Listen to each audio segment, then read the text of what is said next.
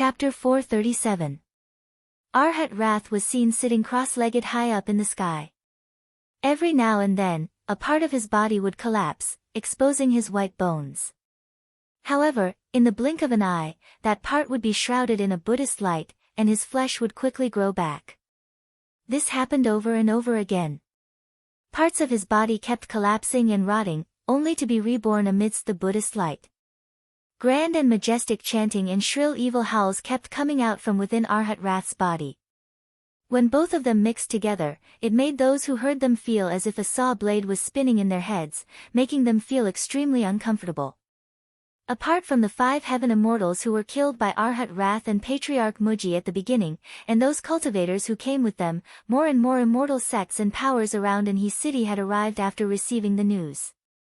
However, when they saw the bizarre Arhat Rath from afar, just like Wu Qi and the other cultivators, these people who came later just watched from a distance of several tens of miles away. None of them dared to come close. Some cultivators with profound cultivation bases and extensive knowledge were explaining the mysteries of this place to their disciples in low voices. The strange appearance of Arhat Rath did not look like a fight between ordinary immortals and cultivators, who would unleash a myriad of thunderbolts, flame, boundless sword beams, magical clouds, and dazzling lights. But in fact, a fight like this was not dangerous at all. Unless they were like Wu Qi, who had a powerful immortal item like the Jade Bone's soul-searching flag, which could deliver a deadly strike to the enemy, killing them without giving them a chance to fight back. In a fight between heaven immortals like this, if they were not extremely unlucky, they would only suffer some injuries to their limbs, and would still be able to escape with their lives intact. As long as they returned to their cave abodes and recuperated for several tens of thousands of years, they would be back to being alive and kicking. After all, be it a fight of magical powers or flying swords or magical treasures, it was not easy for both sides to deliver a deadly strike to each other when they were fighting from a distance of several tens of hundreds of miles, and both of them were protected by immortal items of similar strength. Since they had all cultivated to the realm of heaven immortals, unless they were some prodigal sons like Lord Jade and Mr. Gold, which heaven immortal would not flee for their lives like a frightened rabbit once they were injured? Therefore, the more exciting the fight between heaven immortals was, the less risky it would be. On the contrary, although the fight between Patriarch Muji and Arhat Rath seemed to be silent, they were actually fighting with their lives on the line. Patriarch Muji had his body turned into a fiend, transforming into a beam of fiend light that shot into Arhat Rath's body. Arhat Rath simply opened his mouth wide and let Patriarch Muji fuse into his body. This was the two of them staking everything on one throw. They gave up on the pointless battle of magic and magical treasures, and directly used their lives to cultivate their last breath of vitality to fight. Using a mystic technique of the Buddhist League, Arhat Rath had transformed himself into a minor kiliacosm, using it to perform the endless transformations of the ancient times. He wanted to trap and kill Patriarch Muji in one fell swoop. On the other hand, the Patriarch was destroying all kinds of rules in the minor kiliacosm, using the divine ability of the Fiend League to give birth to endless sinful murderous aura, trying his best to destroy the world and plunge Arhat Rath into eternal damnation. A few old monks from Golden Pavilion Temple were standing around Arhat Rath and reciting some scriptures, which could clear up Arhat Rath's mind and increase his divine power to compete with Patriarch Muji. However, Patriarch Muji was trapped inside Arhat Rath's body, and the cultivation technique of the Fiend League was famous for its domineering power, danger, and ruthlessness. Therefore, he was able to gain the upper hand. The two of them were equally matched in this manner. Gradually, a few more celestial immortals rushed over. These few new heaven immortals were not from the various powers around Anhi city, but the immortals recruited by those immortal sects who had shops in Anhi city. These heaven immortals did not know about the mighty reputation of Patriarch Muji and Arhat Rath, and they were itching to make a move, hoping to take advantage of the situation. Right at this moment, a white cloud drifted over from afar. A burly old monk clad in a golden kasaya and holding a vajra staff in his hand flew over, together with tens of young monks. The old monk cried out from afar, "Fellow immortals, this item is fated with the Buddhist League. I hope fellow Taoists can sit here and watch." We, the Golden Pavilion Temple, will definitely repay the kindness you've shown us today in the future. Wu Qi was struck by a thought. He should be the abbot of Golden Pavilion Temple, right? Arhat Rath spent most of his time in secluded cultivation in minor serene Buddhist land. This abbot of Golden Pavilion Temple, commonly known as Grand Master Tiger Roar, was the representative of the Buddhist League around Anhui City. He had a cultivation base of 30th tier Heaven Immortal, and was an expert in all kinds of evil subduing techniques of the Buddhist League. He was a ferocious monk who wholeheartedly focused on killing to save the world. A few cold laughs rang out, as the 3 Heaven Immortals who had just arrived approached Grand Master Tiger Roar. They laughed together and said, "Fated with the Buddhist League?" I'm tired of hearing this phrase over the years. Let's see if we are fated to meet again in terms of magic power. Among these 3 Heaven Immortals, 2 of them had a cultivation base of 31st tier, and the last one had a cultivation base of 32nd tier. Although there was a gap between their cultivation base and Grand Master Tiger Roar's, the gap was not too big. Of course, they were not familiar with each other, nor did they have any friendship with each other. The reason why they approached Grand Master Tiger Roar at the same time was that they wanted to join forces to deal with the strongest one first, and then settle the score among themselves. With a worried expression, Grand Master Tiger Roar gave Arhat Rath a look, whose lower body had turned into green bones, and his upper body was shrouded in a Buddhist aura. Then, he quickly gave the huge Ganoderma underneath the slanting peak a glance. When he saw the hazy, white Ganoderma horse hiding in the depths of the Ganoderma, his eyes lit up abruptly. A strong gleam burst out from his eyes, making him look like a greedy wild wolf who had just seen a piece of fresh, bloody meat. Excellent! Excellent! Since you 3 fellow immortals refuse to come to your senses, let me show you a shortcut to liberation. From a distance, Grand Master Tiger Roar threw out the Vajra scepter in his hand, transforming it into a 3-headed Wisdom King, who stood 100 feet tall and sat cross-legged on top of his head. Underneath Wisdom King was a red lotus throne, from which he unleashed a 1,000 feet long red lotus karmic flame that coiled around Grand Master Tiger Roar's body. Grand Master Tiger Roar gave a loud roar as he casually tore off his kasaya, revealing a vivid tattoo of a tiger descending the mountain on his chest. Following Grand Master Tiger Roar's roar, beams of golden light shone from the tattoo of the tiger. Not long after that, a gigantic tiger, about 70 to 80 feet long, dashed out from Grand Master Tiger Roar's chest, roaring and wheeling around him. Its several tens of feet long tail whipped the air and produced ear-piercing noises. The 3 Heaven Immortals' faces flickered, and they struck at the same time. One of them drew his sword and thrust it straight towards Grand Master Tiger Roar's chest, leaving a 1-mile-long, 3-colored beam in the air. Another raised an umbrella and unleashed a large sheet of bright light to protect the 3 of them. The last one clenched both fists, with lightning flashing vaguely in his palms and ringing out clear and melodious thunderclaps from time to time. Although it was the first time the 3 of them worked together, by relying on the telepathic connection between Heaven Immortals, they were able to understand each other's cultivation techniques, allowing them to come up with a very ingenious cooperation. This was especially true for the Heaven Immortal who held the umbrella. His umbrella shot out a beam of white light, and a beautiful girl with a slender, naked body appeared, singing and dancing amidst the white light. Accompanied by the melodious singing, a great amount of water vapor kept rushing into the umbrella, condensing into countless crystal-clear snowflakes on its surface. Hexagonal snowflakes piled up and overlapped with each other, transforming into a thick ice shield that emanated a strong cold air around the 3 Heaven Immortals. Grand Master Tiger Roar gave a cold snort and shook his head disdainfully. Sitting cross-legged on top of his head, Ming Wang waved his hand and slashed the demon-subduing sword in his hand at the approaching sword beam, knocking it several tens of miles away with ease. The ferocious tiger, who was running at top speed next to him, gave a loud roar, and with a blink of its body, it pounced towards the 3 Heaven Immortals. With a blink of its body, it came right next to the 3 Heaven Immortals as if it had teleported, slapping its paw forcefully on the ice shield. It looked like a single paw, but in Wu Qi's eyes, the tiger had slashed out at least several tens of thousands of times in just a split second. Furthermore, the power of those tens of thousands of paws had interwove with each other and finally turned into a single paw. It was a tremendous force that came from several tens of thousands of paws in a row.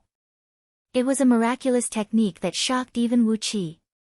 He reckoned that even the current celestial fiend puppets would not be able to escape unscathed if they were slapped by this tiger. In fact, it was just as Wu Qi had expected. The tiger was also an excellent Buddhist item that Golden Pavilion Temple had refined day and night under the influence of the Buddhist energy. Later on, it was fused with the soul of a white tiger, and that was how it came into being.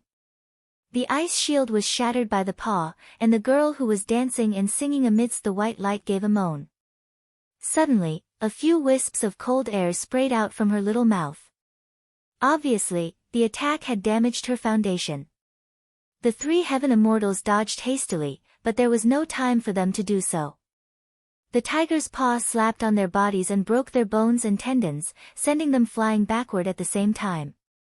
They cried out in pain at the same time, and no longer dared to attack Grandmaster Tiger Roar again. Instead, they simply spun and fled. However, before they could flee, Wu Qi had already activated the formation he had set up underground beforehand. With the help of the blind old man's spirit tea, 90% of the injuries on Wu Qi's body had healed, and his overall strength had improved to a new level. He pressed both palms on the ground, unleashing all the innate earth energies from his body and quickly communicating with the vicious formation underground, which only allowed people to enter but not exit. Fearing that the power of the formation was not strong enough, Wu Qi even mobilized the power of the acquired Earth Spirit Pearl, fusing the vast and boundless Earth energies into his own energy, then unleashed it at the same time. Magnetic Grand Magic. Wu Qi gave a deep snort. Suddenly, all the mountains within 100 miles of him trembled and collapsed at the same time, lying flat on the ground. The enormous amount of earth energies under the ground was quickly transformed into magnetic forces. A dark glow enveloped the entire ground, while the gravitational force in the surroundings suddenly expanded. In just a blink of an eye, it had increased by over 1,000 times. Whether it was Arhat Wrath, Grandmaster Tiger Roar, the three heaven immortals who were fleeing at top speed, or all the cultivators who were watching from several tens of miles away, none of them had expected such an unforeseen event. Their bodies suddenly sank, and they were sucked down to the ground in a sorry state. Amidst a series of cracking noises, the ground kept sinking, and in just a blink of an eye, it had sunk several tens of miles deep. Then, a loud boom rang out as the formation exploded. An enormous amount of underground fire energies surged out, sweeping across the surroundings with poisonous flames of the earth and enveloping all the people who were sucked into the ground. All cultivators below the realm of Heaven Immortal were instantly turned into ashes. Wu Qi waved his hand casually, causing the corpses of the few young men to fly out from the spirit breeding ring. Then, he cast out a few runes from the Tao of Ghost and Deity, covering these corpses with a faint layer of ghost energy. After that, he unleashed a few thunderbolts and charred all of them. Grabbing the unconscious Lu Yi, Wu Qi threw him next to the corpses of the few young men.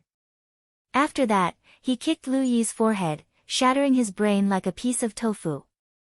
A stream of earth energies hit Lu Yi's palm, leaving behind a very strong aura of earth energies.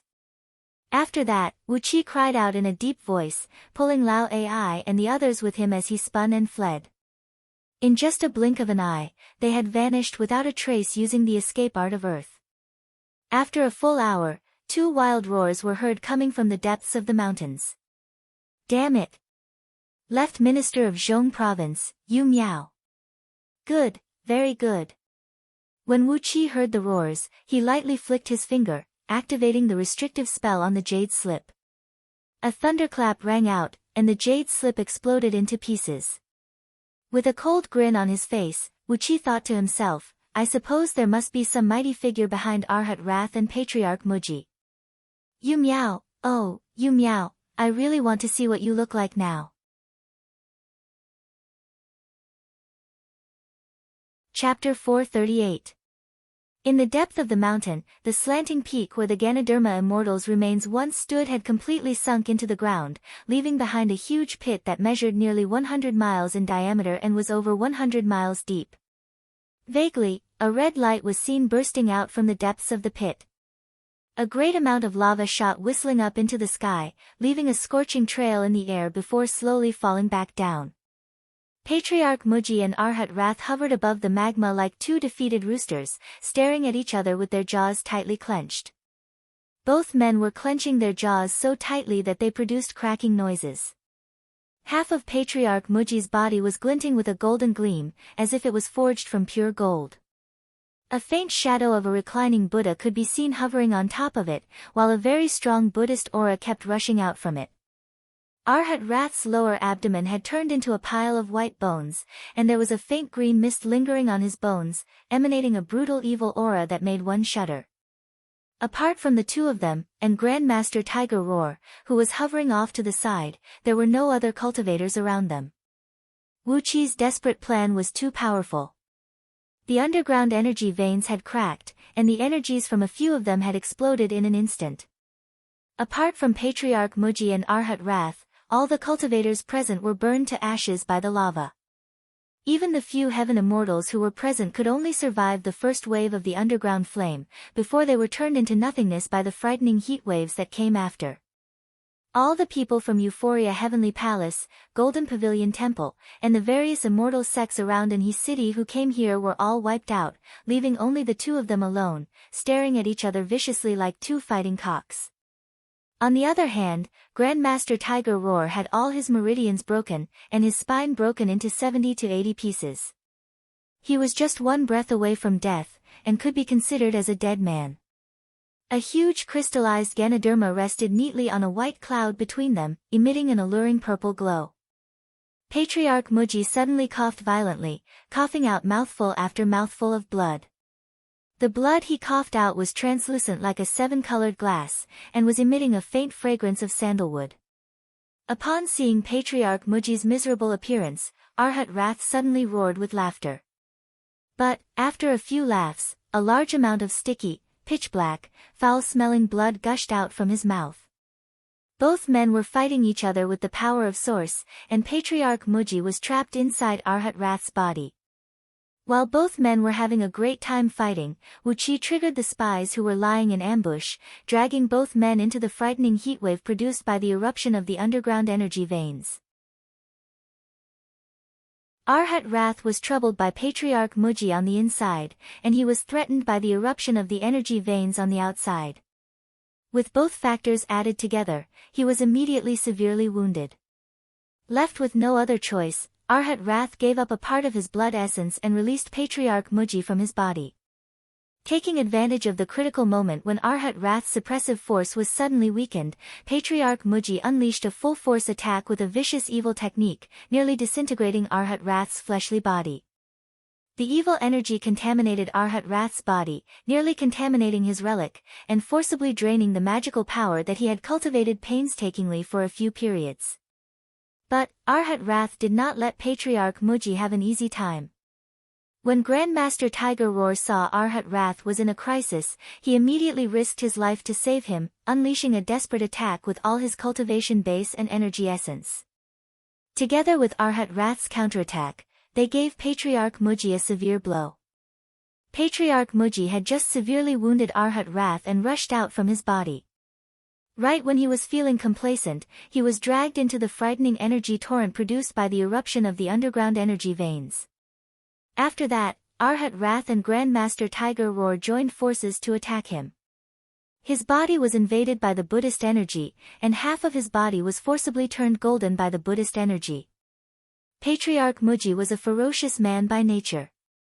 Although he was severely wounded, he did not forget to use his second celestial fiend clone to severely injure Grandmaster Tiger Roar. As a result, he ended up in the current situation. Grandmaster Tiger Roar had completely lost his ability to fight, while Patriarch Muji and Arhat Rath could barely maintain their cultivation base of 33rd tier heaven immortals.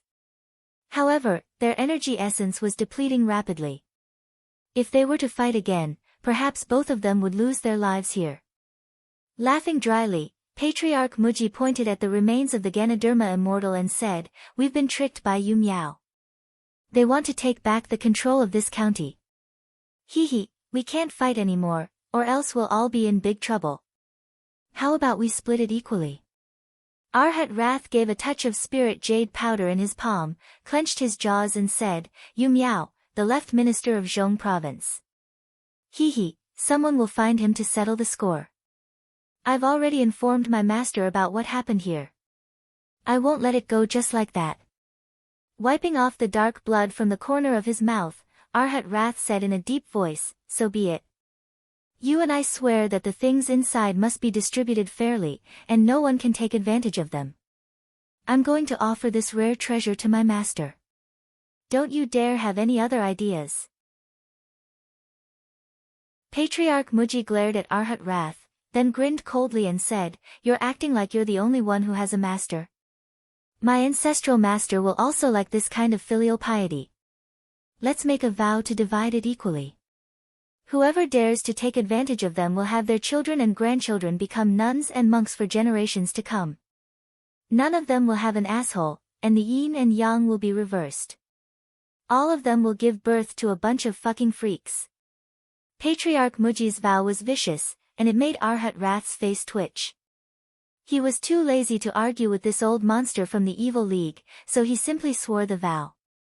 After all, he was a cultivator from the Buddhist League, and he would not have any descendants. Therefore, this messy vow would not bring him any harm. After making the vow, both men immediately came next to the crystallized Ganoderma.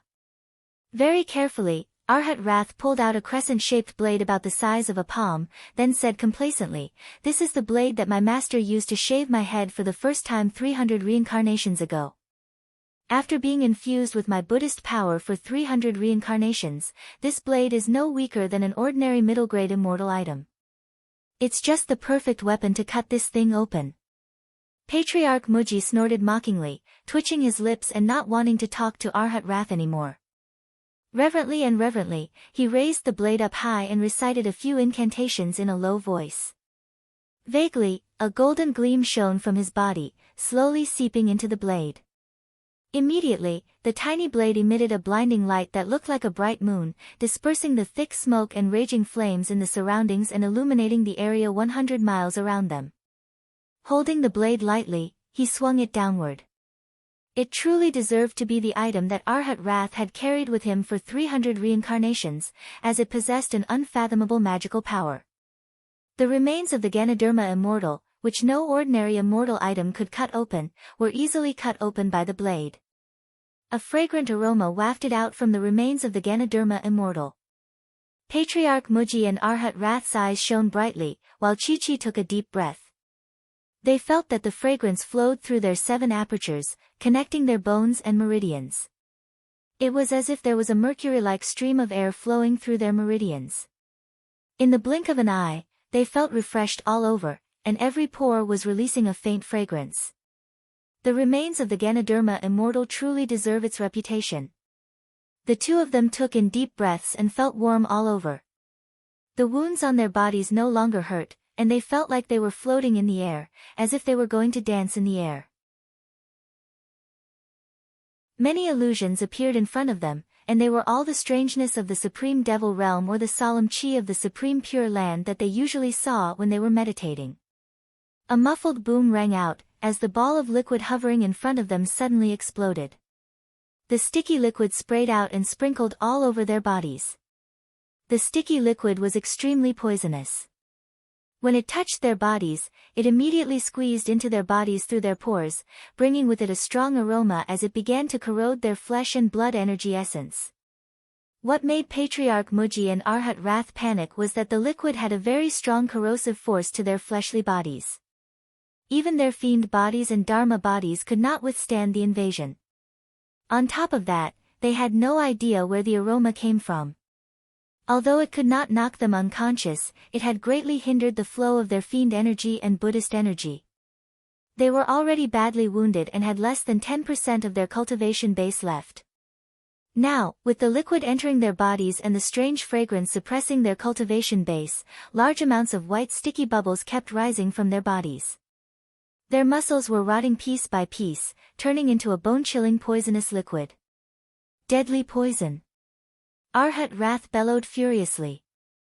Shape-shifting in water. Obviously, Patriarch Muji had a very deep understanding of all the poisonous things under the heaven. He cried out sternly, "Even the body of a gold immortal cannot withstand the corrosive substance of extreme Yin. Quickly dive into the lava and disperse the Yin water with the heat from the earth's core. Otherwise, we will lose our immortal bodies." Furiously, Patriarch Muji reached out his hand and grabbed towards the white Ganoderma horse. Arhat Rath watched helplessly as Patriarch Muji grabbed the horse, and did not stop him. Patriarch Muji grabbed the Ganoderma horse, then squeezed it hard. A cracking noise rang out as the Ganoderma horse broke into countless white and tender pieces. "Fuck him."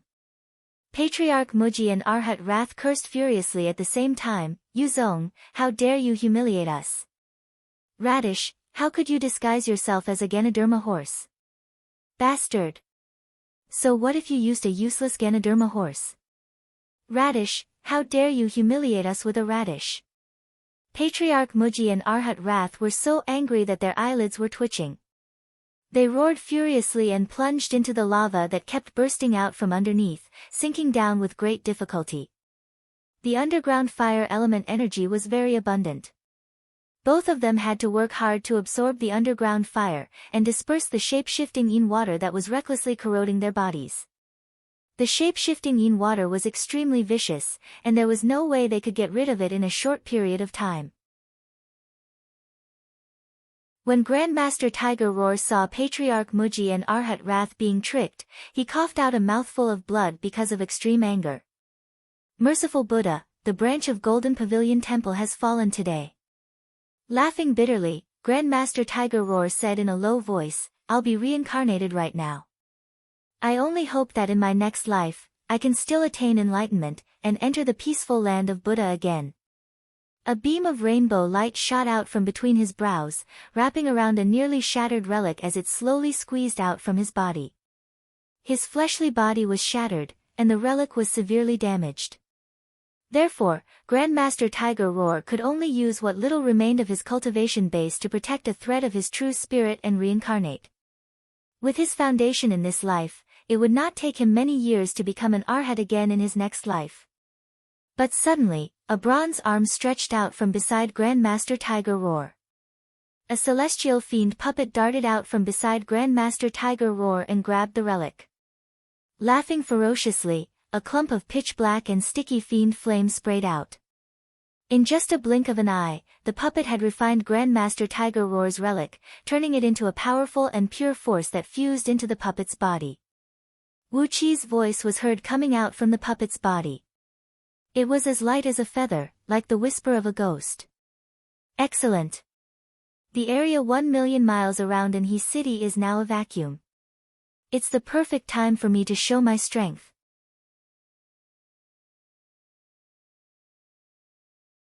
Chapter 439. 7 days later, Patriarch Muji and Arhat Rath finally crawled out from the magma with their severely wounded bodies. The underground energy veins on Pangu continent were extremely stable and strong. Although they were destroyed by Wu Qi, they soon began to adjust and recover themselves. In just 7 days, the collapsed crater had gradually recovered, and was about to level with the surrounding ground. The underground energy veins had also returned to their original path, and the magma that surged and surged under the ground had gradually solidified, forming a new rock stratum. With great difficulty, Patriarch Muji and Arhat Rath, whose overall strength had dropped to the same level as a nascent soul cultivator, crawled out from the ground. They looked at each other with tears in their eyes, yet neither of them could shed any tears. Both men's skin and flesh were completely corroded by the shape-shifting Yin water, leaving behind only 2 skeletons. Patriarch Muji's skeleton was pitch black, while Arhat Rath's was pure silver with a hint of pale golden color. "You meow." Patriarch Muji snorted coldly. "You meow." Arhat Rath threw his head back and roared furiously. After that, a thunderbolt suddenly exploded on the back of Arhat Rath's head, causing him to stagger and stumble a dozen steps forward in a sorry state. Luckily, he did not fall to the ground. Before Arhat Rath could come to his senses, another several dozens of thunderbolts came smashing down at him, making him howl furiously. But, how could he have the strength to struggle? Not only the thunderbolts, a dozen pinkish sword beams were hacking and slashing at him in a messy manner, causing sparks and sparks to fly all over Arhat-Rath's body.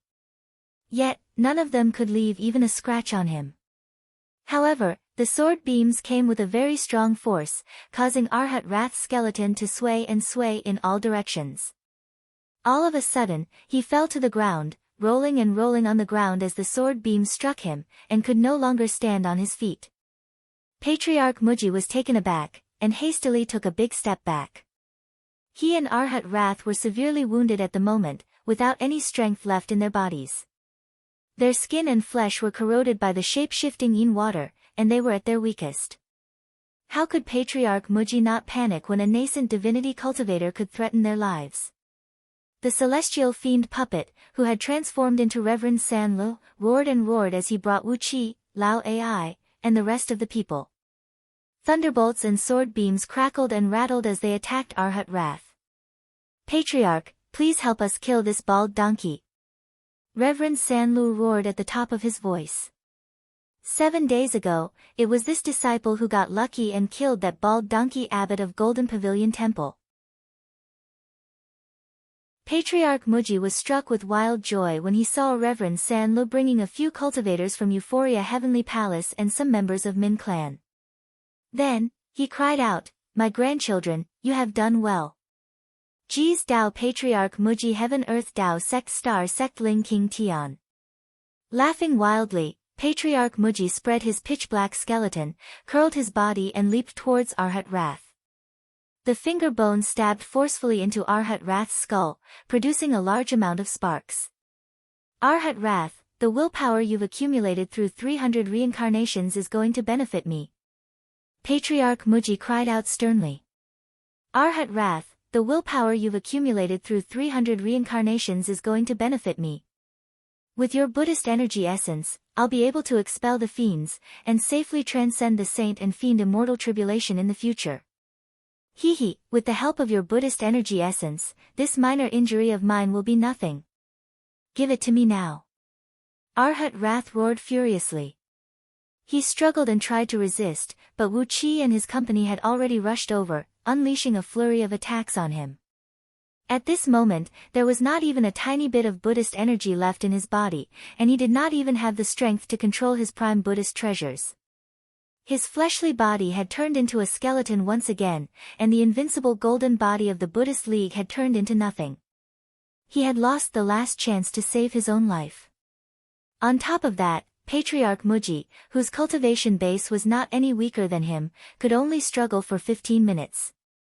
Eventually, Patriarch Muji crushed his skull with a finger, then pulled out a fist-sized relic shimmering with a bright silver gleam, which Arhat-Rath had cultivated through 300 reincarnations. Wu Qi smashed the relic with a thunderbolt, destroying the last thread of Arhat-Rath's soul. Patriarch Muji opened his mouth greedily, and the relic transformed into a stream of light and rushed into his body, coating his skeleton with a thick layer of silver light. The Buddhist energy essence of a Buddhist cultivator was very beneficial to a cultivator from the Evil League. By devouring an eminent Buddhist monk, it could save a cultivator from several hundred years of laborious cultivation. After Patriarch Muji devoured Arhat-Rath's relic, it was tantamount to him having his cultivation base doubled out of nowhere. As long as he exercised the evil technique and gradually refined the enormous energy essence in the relic, he might be able to improve his cultivation base by a few tiers. On top of that, the Buddhist energy essence was an expert in repelling all kinds of fiends. With that, when Patriarch Muji was cultivating in the future, the most troublesome inner demons of fiend immortals would no longer be able to stop him. With that, he would be able to improve his realm and cultivation base at an incredible speed. The cultivation techniques of the Evil League were the fastest. As long as there were no inner demons, no immortal could improve his cultivation base faster than a fiend immortal. After devouring all the cultivation base of Arhat-Rath, who was also a 24th tier heaven immortal, Patriarch Muji did have a great chance to become a gold immortal in the future. Perhaps, he could transcend the heavenly tribulation and become a gold immortal, a saint and fiend immortal. The greedy patriarch Muji simply smashed Arhat Rath's skeleton and absorbed all the bone powder into his body. The fleshly body of a cultivator from the Buddhist League was a Dharma body that had been tempered countless times, and contained an enormous amount of energy essence. The amount of Buddhist energy essence in Arhat Rath's skeleton was roughly equal to 20% of what he had in his relic. It was a very frightening amount. The energy essence of Buddhist energy essence was boundless, and Patriarch Muji's evil technique was extremely magical. After devouring Arhat Rath's relic and golden skeleton, in just the time it took to finish a pot of tea, Patriarch Muji's body was covered with a thin layer of muscles. The scarlet muscles were wriggling, and there was not even a single piece of skin on them. They looked extremely horrifying. Patriarch Muji waved his arm complacently, staring at the puppet who had transformed into Reverend Sanlo.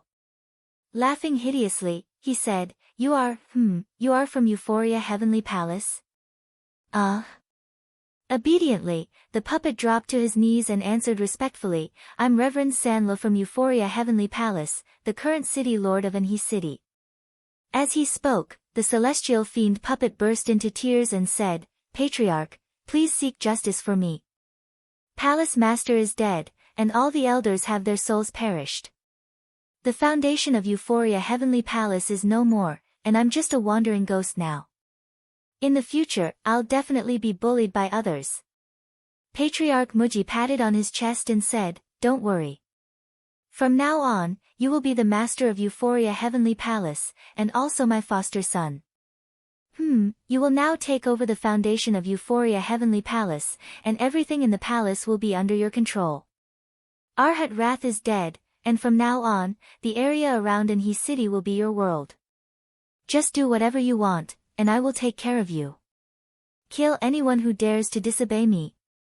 After devouring Arhat Rath's relic, Patriarch Muji's confidence skyrocketed.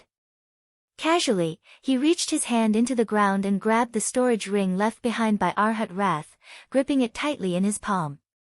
After a brief moment of pondering, Patriarch Muji nodded and said, The branch of Golden Pavilion Temple is extinct. Bring some men with you and search Golden Pavilion Temple. Everything you find will be yours. As he was in a hurry to return to his fiend palace to digest today's harvest, Patriarch Muji hurriedly gave him a few words of advice, then left quickly.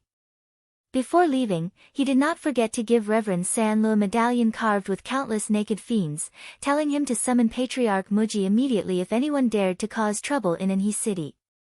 A dark cloud wrapped around Patriarch Muji. All of a sudden, he transformed into a beam of dark light and sped away, leaving behind his joyful laughter in the void.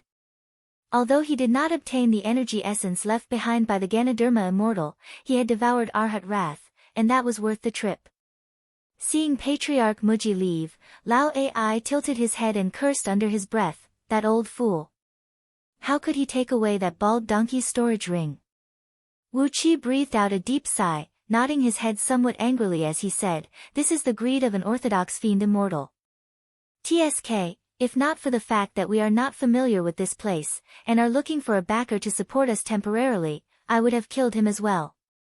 TSK, Arhat Rath's relic is useless to me now, but it is still very beneficial to you. After receiving the medallion from Reverend Sanlo, Wu Qi waved his hand and said, But, no matter what, we can occupy Anhi City with a peace of mind now. Wu Qi turned to look at Lao Ai and asked with a surprised tone, Don't you think you still have a procedure to go through?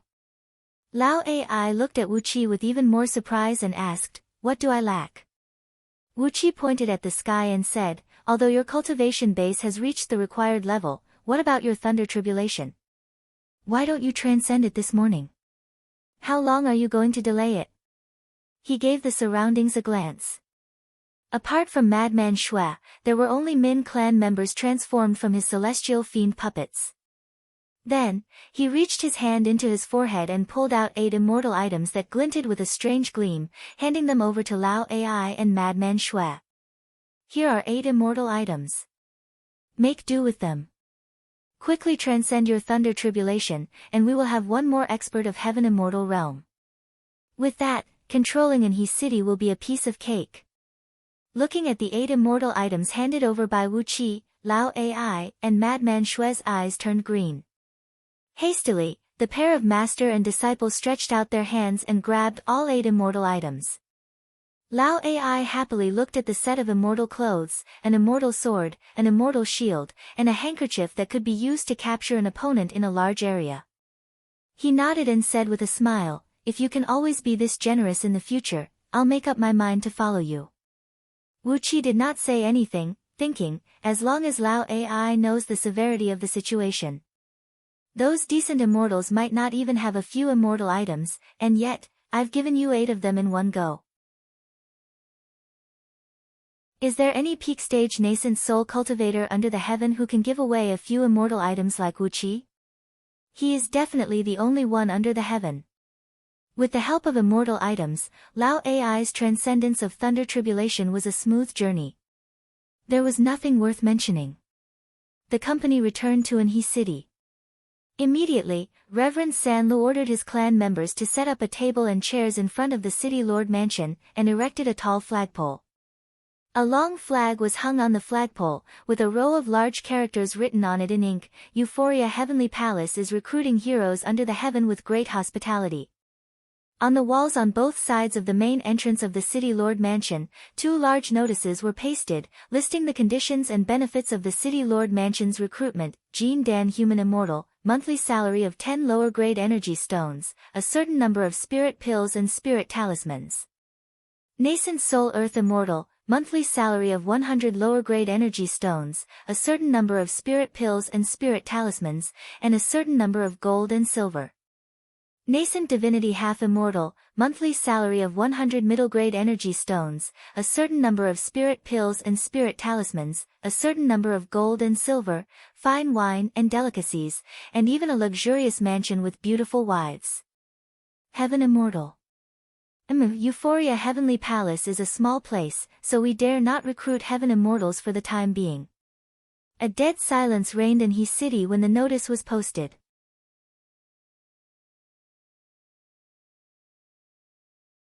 Chapter 440. The sun was shining brightly. Wu Qi was sitting behind a long table in front of the City Lord Mansion, sipping a cup of fragrant tea in a leisurely manner. Placed before him were 8 small celadone plates, on which were placed 8 exquisite pastries. They were the finest pastries meticulously prepared by the chefs in the City Lord Mansion. The tea was a fine spirit tea picked from the deep mountain next to Anhui City, and the pastries were of the finest quality. Beside him were 2 pretty and obedient serving girls, fanning Wu Qi. As the cool breeze mixed with the aroma of the pastries blew gently into his nose, even Wu Qi felt that the enjoyment he was enjoying was a little depraved. The banners above his head were flapping noisily in the strong wind. Some idlers were standing carefully under the eaves across the road, looking at the commotion in this direction.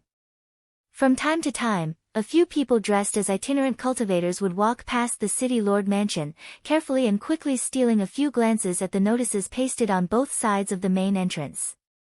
Wu Qi noticed that some itinerant cultivators were obviously tempted, but when they were about to walk towards him, they were dragged away by their companions. Smacking his lips, Wu Qi turned and asked one of the serving girls, "It's been 2 days. Why hasn't anyone applied for the recruitment yet?" The 2 serving girls dared not say a word. Instead, they just bowed respectfully and answered in a low voice, "We have no idea." No idea. Wu Qi gulped down the tea, then grabbed 2 pieces of pine nut cake and swallowed them. After that, he clapped his hands and called out to the City Lord Mansion, "Monk, come out and keep an eye on this place. If anyone applies for the recruitment, bring him to Reverend Sanlu. I don't believe that no one is willing to apply for the recruitment with such a good offer." He rose to his feet, and as he was about to go to Anhui City to gather some information, he suddenly saw an old man clad in a long green robe hiding behind the curtain of a pill shop diagonally across the street, peering at Wu Qi through the gap between the curtain and the door with his eyes narrowed. The old man's cultivation base was merely at the early stage Jean Dan realm, and his eyes were filled with vigilance, and even a little bit of disgust. The old man was hiding behind the curtain, and half of his face was covered by the shadow of the door. If it weren't for Wu Qi's sharp eyes, how could he have found him? With a frown, Wuqi stood up and gave his seat to the little monk, guarding Heart, who had just walked out of the mansion. Then, he walked towards the elixir room with a smile. Seeing that Wuqi was walking towards him, the old man's expression immediately changed. He casually slammed the door and was about to close it. However, how could Wuqi allow him to close the door? He moved his feet and went to the door. He put his hand on the door and greeted the old man through the curtain. "Fellow Taoist, why do you look like you have seen a ghost when you see me?" He, could it be that fellow Taoist has misunderstood me? The old man's face turned blue. In a panic, he let go of the door and staggered a few steps back, cupping his fist and saying to Wuqi with a dry voice, "Fellow Taoist, senior, I wonder how I have offended you." Ha.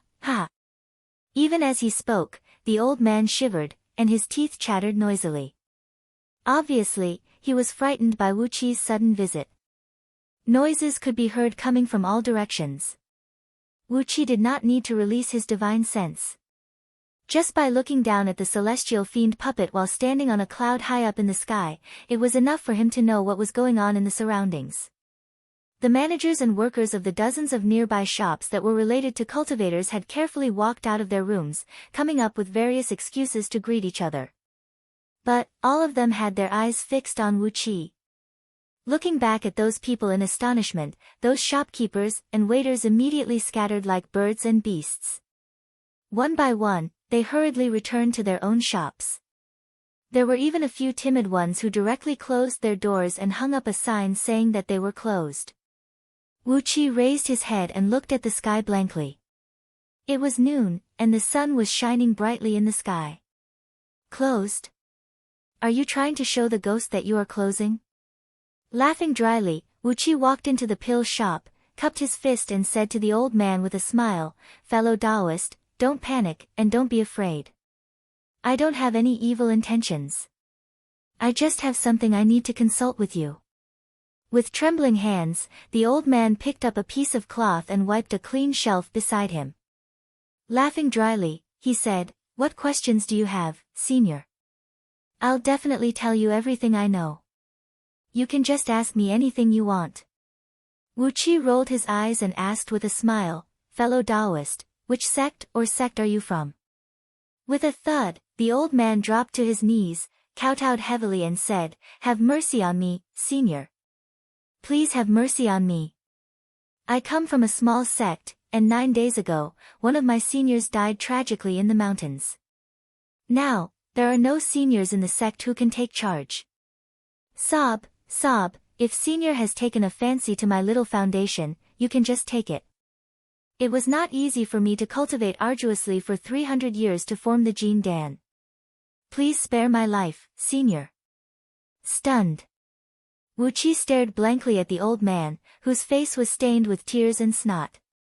It took him a long while before he came back to his senses and said, "Am I really that scary?" The old man continued to kowtow heavily and sob, "Senior Arhat Rath from the land of phaseless Buddhism has undergone nirvana. Golden Pavilion Temple was destroyed, and Jade Pagoda Temple was overturned.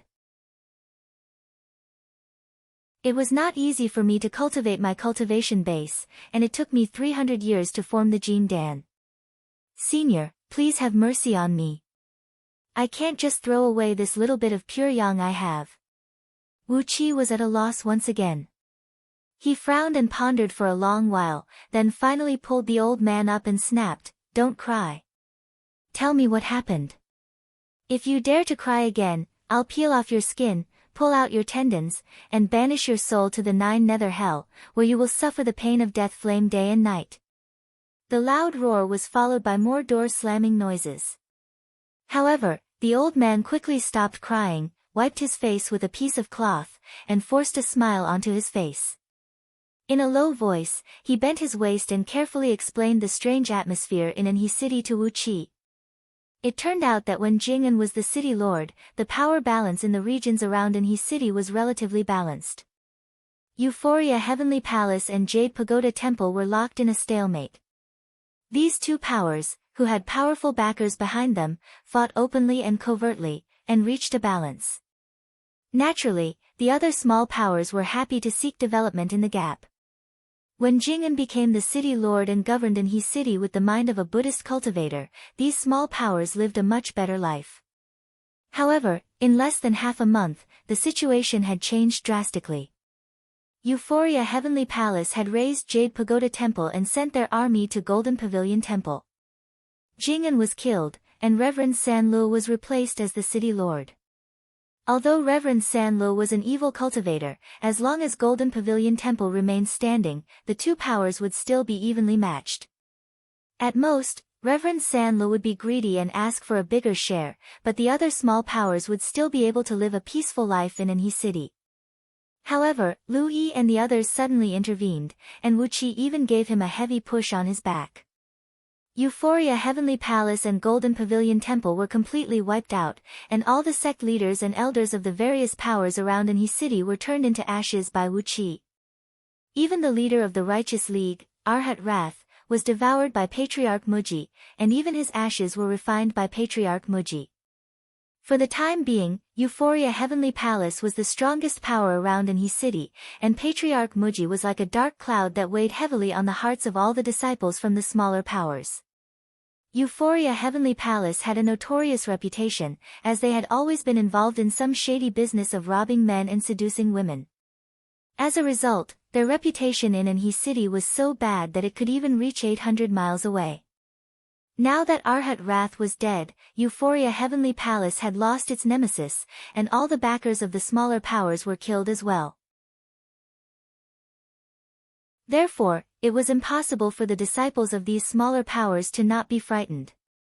Take the old man standing before Wu Qi as an example. The strongest Grand Elder in his sect only possessed a cultivation base of mid-stage nascent divinity realm.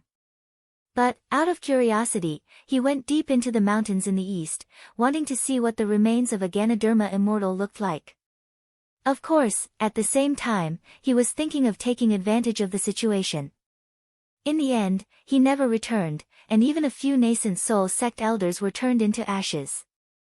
Now, there were only a few weak cultivators of Jin Dan realm left in the sect, while Wu Qi and his company were supported by Patriarch Muji. Among these disciples from smaller powers, one could not bear to abandon the foundation of their sect, while the other was extremely afraid of Wu Qi and his company. Therefore, for the past few days, they were like ants on a hot pan. Their minds were tormented, but they did not know what to do. Although Wu Qi and his company had set up a banner to recruit itinerant cultivators to join the City Lord Mansion, the problem was that Euphoria Heavenly Palace had a very bad reputation. Which itinerant cultivator would dare to join just for the high salary? Cultivators valued their own cultivation base and energy essence the most, but Lady Qiao loved to plunder the yang energy of her own disciples. Although it was said that she had fallen, but with Euphoria Heavenly Palace's bad reputation, who would dare to join them? I see. Wu Qi looked helplessly at the old man, whose legs were trembling with fear, and asked, "Is Euphoria Heavenly Palace really that bad?"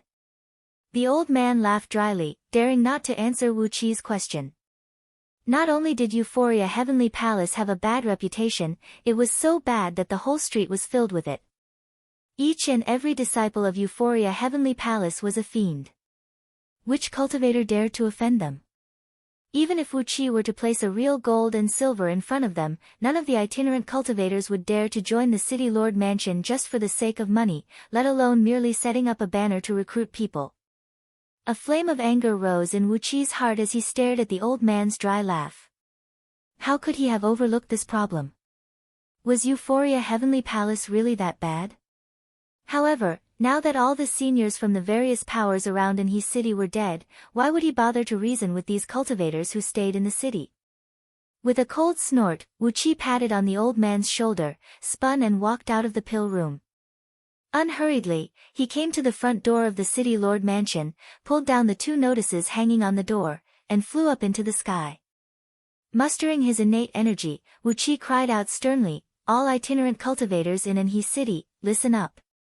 From today onwards, all of you are the outer sect disciples of Euphoria Heavenly Palace. There will be no monthly salary, and the only way out for you is to bow your head and obey my orders obediently. Casually, he threw a few thunderbolts out and destroyed a few buildings in the city. From today onwards, all the shops in the city will be the property of Euphoria Heavenly Palace. All the shopkeepers and workers, as well as those whose cultivation base is above the peak stage Hotian realm, get the hell out of here and register in the City Lord Mansion right now. From today onwards, all of you are the outer sect disciples of Euphoria Heavenly Palace. Whoever dares to refuse, I'll kill him. Whoever dares to conceal the accounts, I'll kill him. Whoever dares to hide his wealth, I'll kill him. While throwing several dozens of thunderbolts in all directions, Wu Qi howled at the top of his voice. In short, from today onwards, Euphoria Heavenly Palace will unify in He City.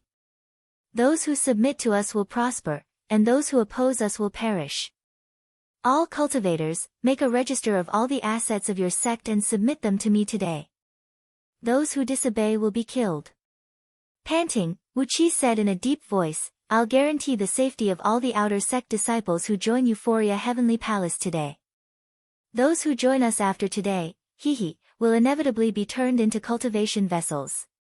Suddenly, a great commotion broke out in the city, as large groups of cultivators ran out from all directions, either riding on clouds or riding on flying swords, as they raced towards the City Lord Mansion with all their might.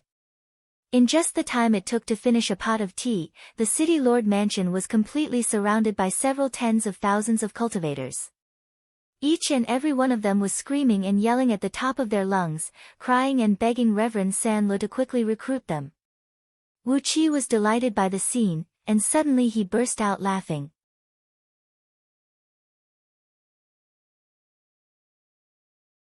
Chapter 441. Out of habit, Wu Qi became a hands-off shopkeeper, and for the past few days, all he could think of was to enter a secluded cultivation and heal his wounds. After being nourished by the blind old man's spirit tea, 90% of the aura of death in his body had been healed. Through Wu Qi's own efforts, 1 month later, all the aura of death in Wu Qi's body was gone, and his wounds were fully healed. The aura of death transformed by his innate nascent soul had helped Wu Qi's dragon transformation step into the realm of 35 transformations, and the overall strength of his fleshly body had been improved by a few times. However, all the cultivators with slightly higher cultivation base in the vicinity of Anhe City had been wiped out by Wu Qi.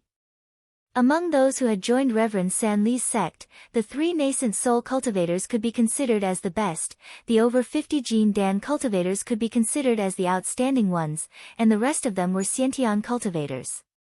They could barely control a flying sword and fly several tens of miles from the ground, and they could be considered as cultivators.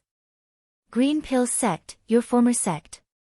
Wu Qi turned and gave Eugene a look. Wu Qi did not care where he was, but just stared with his eyes wide and cried out fiercely, Green City. Heaven-breaking sword sect's sword of fire, the sword of 5 elements, was unleashed. Together with a towering flame, a crimson sword shadow plunged whistling down, enveloping the entire green forest mountain. A loud boom rang out as the flame towered 100,000 feet into the sky.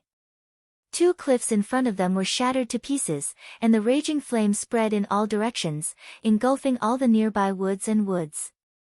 Grabbing Eugene, Wu Qi transformed into a beam of dark light and shot up into the sky. Following Eugene's direction, he quickly flew towards a lofty mountain 10,000 miles to the west. The mountain was where Eugene's former sect, the Green Pill Sect, was located. The Green Pill Sect was quite famous in the area around Anhe City for their skill in concocting spirit pills. It was by harvesting the medicinal herbs they grew themselves and concocting spirit pills for sale that they managed to establish a small base in Anhe City. Holding his head up proudly, the middle-aged Taoist cried out coldly, "What a reckless fool! I'm Yun Zun of Green City, and I've been ordered to build a mansion here. Since you dare to come and make trouble, you can stay here forever. Benefactor, are you being robbed of your money or your body? Why aren't you wearing anything on your body? How strange. You're a man. Could it be that you've been raped?" After a brief pause, Taoist Yun Zong cried out with a somewhat fanatical voice, "My master is Reverend Li Yang, the grandson of the ancestral master of Green City. We are just ants."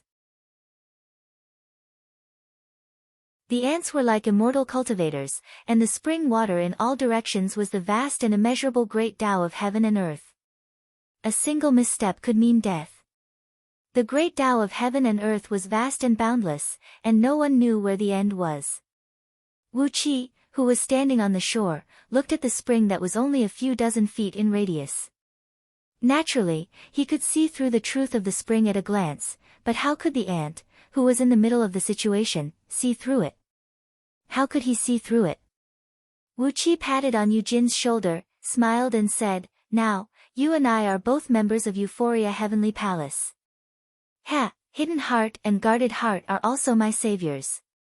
Although they didn't really save me, I still owe them this favor." Taoist Yun Zong said proudly, "I am Green City of Xianyang." While smiling, Wu Qi's eyes suddenly went wide. A supreme sword energy shot up to nearly 10,000 feet high from the top of his head, transforming into a huge red sword shadow and slashing down viciously.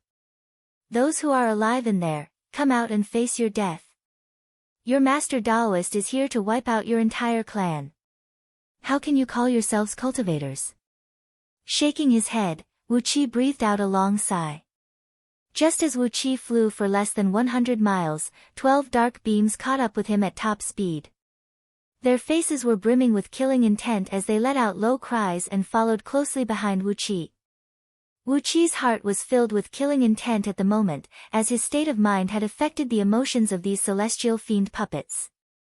As they got closer and closer to Greenwood Mountain, the killing intent emanating from them grew stronger and stronger. Gradually, it turned into a large sheet of dark smoke and coiled around their bodies. Apart from that, the mines near Anhe City needed people to mine, the herb fields needed people to take care of them, and all other industries needed people to manage. It was unrealistic to expect these people to contribute much combat strength to Wu Qi, but they were more than enough to help Wu Qi with all sorts of chores. Taoist Yun Zong waved his hand casually. The wind and clouds around Wu Qi changed, and he suddenly found himself trapped in an illusion. Reverend Li Yang. He was Reverend Li Yang from Green City. As for the other several tens of thousands of people, Wu Qi could only stand in the courtyard of the city lord mansion with his hands clasped behind his back. How can you call yourself a cultivator with over 30,000 Hotian cultivators here? How can you call yourself a cultivator after spending so many years on a place like Panggu Continent, a place with abundant natural energy? While Wu Qi's mind was wandering in all directions, pondering over these mysterious questions, the front door of the courtyard was suddenly pushed open by someone. Eugene, an old man of early-stage Jin Dan realm whom Wu Qi met a few days ago, ran into the courtyard with a panicked expression. "Senior, bad news. Two grandmasters have been killed." Suddenly, the wind stopped blowing in the backyard of the city lord mansion, and the trees stopped swaying. Everything seemed to have frozen. Accompanied by a strange sizzling noise, tiny wisps of sword energy shot out from Wu Qi's body. Apart from Eugene, all the flowers, trees, courtyards, and pavilions in the backyard were turned into fine dust at the same time. The suffocating pressure made Eugene stand stiffly before Wu Qi, not daring to make even the slightest movement. He suddenly had a feeling that with just a glance from Wu Qi, he would be turned into a wisp of smoke. On the left side of the green cliff wall, a row of large characters painted with human blood could be seen. They were very eye-catching: "Forbidden Land, trespassers will be killed." This is a good item. It can calm the mind and suppress the flame of heart. What a good item. Fiddling with the bracelet, Wu Qi laughed out loud. Wu Qi's heart gave a jerk. He focused all his divine will on the tiny ant, and with a sudden change of mind, the poor ant vanished into thin air under the pressure of his divine will. With a gloomy face, Wu Qi turned around and shouted at Eugene, "Don't panic." What happened? Raising his head, Wu Qi stared at the drifting clouds in the sky, and suddenly, he was lost in thought. Could it be that in the eyes of some existences, the vast heavenly Tao was just a tiny spring, and Wu Qi and all the other immortal cultivators were like ants on a flower petal, struggling and fighting with each other? Wu Qi stared at the red ant in a trance, and suddenly, he laughed happily. Wu Qi had never paid much attention to these chores, but never in his wildest dreams did he expect that Lao AI was actually an expert in management. Under Lao AI's management, these several tens of thousands of itinerant cultivators were assigned to various posts in Anhui city according to their specialties. In just 3 to 5 days, the operation of Anhui city was back to normal. Specialty products from all over the city were gathered in the city, and then transported to other places through the newly formed caravans with the signboard of Euphoria Heavenly Palace. A huge profit was about to be earned. How dare you! A light shout came from Greenwood Mountain. With a sweep of a green ray, the flame that blotted the sky was swept away. Nevertheless, these itinerant cultivators were still of some use. At least, the city was managed by someone, the city defenses were taken care of, the gutters were dredged, and the latrines were cleaned. Wu Qi was not in the mood to cultivate these itinerant cultivators, so he simply organized them into a team of city management and let them do whatever they wanted. With his body stiff, Eugene nodded and said, "Yes, this is where my master used to be." But now. Trembling, Eugene came before Wu Qi and stammered, "Little brother, I was ordered to bring Master's hidden heart and guarding heart to the base of Green Pill sect to collect some herbs. But, someone suddenly broke in, claiming that they were going to seize the base of Green Pill sect and build an immortal's cave. I advised the 2 masters not to fight with them, but when the 2 masters hesitated, they were killed by a sword." Green City. Xianyang Green City. A middle-aged Taoist, clad in a white Taoist robe, with a sage-like appearance, walked out slowly with steady steps. Smiling, Wu Qi picked up the relics and pointed his finger at them. A ray of light flew out and fused them together, transforming into 18 silver pearls the size of egg yolks. Then, he took out a thread of natural silk, carefully strung the 18 pearls into a bracelet, and put it on his wrist. A series of dripping noises was heard, as 108 thumb-sized, pearl-like fleshly body relics fell to the ground from Hidden Heart's body.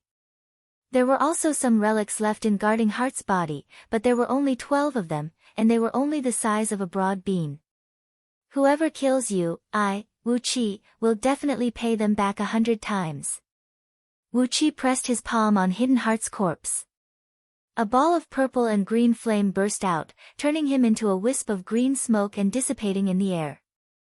After that, he unleashed another stream of divine flame of order, burning Guarding Heart's corpse into ashes as well.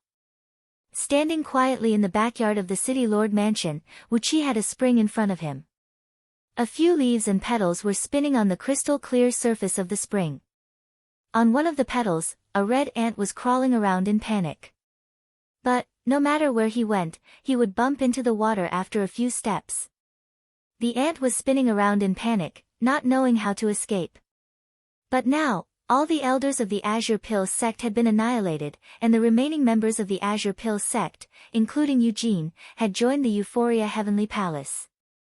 Thus, the Azure Forest Mountain where the Azure Pill sect was located had become the territory of the Euphoria Heavenly Palace. However, as the current Euphoria Heavenly Palace under Wu Qi's control did not have enough manpower to station here, Greenwood Mountain had become an empty mountain. Suddenly, the little monk's somewhat naive and cunning voice rang out in Wu Qi's ears. Not long ago, the little monk had bumped into Wu Qi, who was severely wounded, and brought him back to Temple of Hidden Heart out of kindness. This pair of master and disciple were very affectionate and loyal, and they were a very good couple. Holding Eugene in his hand, Wu Qi landed on the ground and walked slowly before Hidden Heart. He lifted up the old monk's drooping head and gave him a closer look. There was a large hole on the old monk's forehead. Obviously, the relic was either taken away by someone, destroyed, or had broken through the void and fled. But no matter what was left here was just a dead body. There was no need to look at the little monk, Guarding Heart. Even Hidden Heart, who had stepped into the realm of Arhat, was in such a situation. How could he be any better? In just one day, all the cultivators in Anhui city had become Reverend Sanli's disciples and grand disciples, and in other words, Wu Qi's disciples and grand disciples. Wu Qi scanned these itinerant cultivators with his divine will, who only had about 30 to 50 years of cultivation base. He wished he could slap them all to death with just one slap. What was the use of having these guys as his subordinates? Even those seafood subordinates of Lord Xiansheng were much stronger than them. At the very least, if they were in the ocean, a single great white shark could easily kill 300 to 500 of these itinerant cultivators. All of a sudden, Wu Qi came to a halt. Right at the entrance of Greenwood Mountain, between two towering green cliffs that towered into the clouds, two wooden stakes were erected in front of the memorial archway, which was originally carved with the words Green Dan Sect. The bloody corpses of Hidden Heart and Guarding Heart were stripped naked and hung on the stakes as a warning to the public.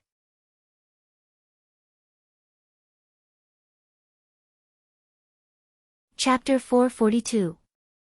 There were countless illusions in front of him, including cities, mountains, rivers, humans, beasts, birds, fishes, flowers, trees, and all kinds of strange things.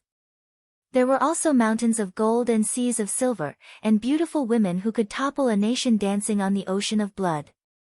With just a thought, his soul would be dragged out of his body by this boundless environment, and naturally, there would be heavenly thunders and earthly flames that would smash and shatter his soul. With just a casual wave of his hand, Daoist Yun Zong could produce such illusions that could directly attack one's soul. It showed that his magical power and divine ability had reached a certain realm. When those immortals who were used to using flying swords and talismans were caught by Daoist Yun Zong, they would be subdued by him unknowingly, and with a slight carelessness, their souls would perish. The legacy of Dao in Green City was indeed extraordinary, a few levels higher than the abilities of ordinary immortals. Exercising the mystic eyes of universe, Wu Qi glanced at the illusions around him and nodded his head in admiration. His mystic eyes of universe could now peer several hundred miles deep into the ground. In his eyes, all rocks and sand were like clear water. However, no matter how hard he exercised his divine ability and magical power to look at this thin layer of illusions, all he could see were clouds and smoke lingering around him, making him look both real and unreal at the same time. He could not see anything. What a good technique, a good divine ability, and a good magical power. Wu Qi praised inwardly. Suddenly, he raised both hands up and cried out, "Are you the senior immortal from Green City of Xianyang Heavenly Realm? This is a misunderstanding. I'm the new chief supervisor of Euphoria Heavenly Palace's outer sect. This is all a misunderstanding." Daoist Yun Zong snorted coldly. With a casual point of his finger, he strengthened the illusions around Wu Qi, then said mockingly in a low voice, "Since you could destroy my base just because of a misunderstanding, then if it was not a misunderstanding, wouldn't you have already brought your men to kill me? With your mere peak-stage nascent soul cultivation base, and the few puny Gene Dan cultivators around you, how dare you ask me to die?" Wu Qi let out a few panicked roars, then snapped, "Of course it is a misunderstanding. Since Master Immortal wants to build a Daoist Rite Temple around Anhe City, Euphoria Heavenly Palace can manage it. Wouldn't it be much more convenient for the Immortal Master to do all the work by himself? Since Master Immortal has opened up a Dao Rite ground, you will definitely need to recruit disciples. Junior can help Master Immortal find several hundred disciples with spiritual roots to take as disciples." The transformation of the illusion came to an abrupt stop. Then, clouds and smoke drifted away, and all the illusions shattered inch by inch, revealing Daoist Yun Zong, who had his head held high and his nostrils pointed at Wu Qi. "You have such intentions. I'm very happy. Since that's the case, follow me in. Let's talk about how you're going to help me build this Dao venue. I'll say the ugly words first. If you lie to me, I can't be bothered to say what will happen to you." With a flick of his sleeve, a plume of green smoke rushed out from Daoist Yun Zhang's side, wrapping around Wu Qi and his company as they flew into the depths of Greenwood Mountain. Originally, the most important place of the Green Pill sect was a few rows of small wooden and bamboo houses, scattered in a picturesque manner in a valley inside the Green Forest Mountain. As Daoist Yun Zong had just arrived, although he had chosen Greenwood Mountain as his Dao Rite ground, he did not have the time to renovate the place. As a result, the place still looked the same as when Green Pill's sect was built. 8 young Taoists were seen holding various formation discs and flags in their hands, deploying defensive mechanisms around the valley. Originally, the defensive formation of Green Pill's sect was ridiculously weak, and obviously, Taoist Yunzong did not think highly of it. Apart from these 8 disciples, there were also 4 Taoist children, 2 boys and 2 girls, who looked to be around 12 to 13 years old. They were all the men Taoist Yunzong had brought to Greenwood Mountain. For Taoist Yunzong, who had the cultivation base of a 27th tier heaven immortal, 8 disciples and 4 Taoist children were a little shabby. On top of that, when Wuqi walked past the 8 disciples, he gave them a quick glance. The formation discs and flags used by Taoist Yunzong were not of good quality, as they were mainly forged from 100-year-old dark iron.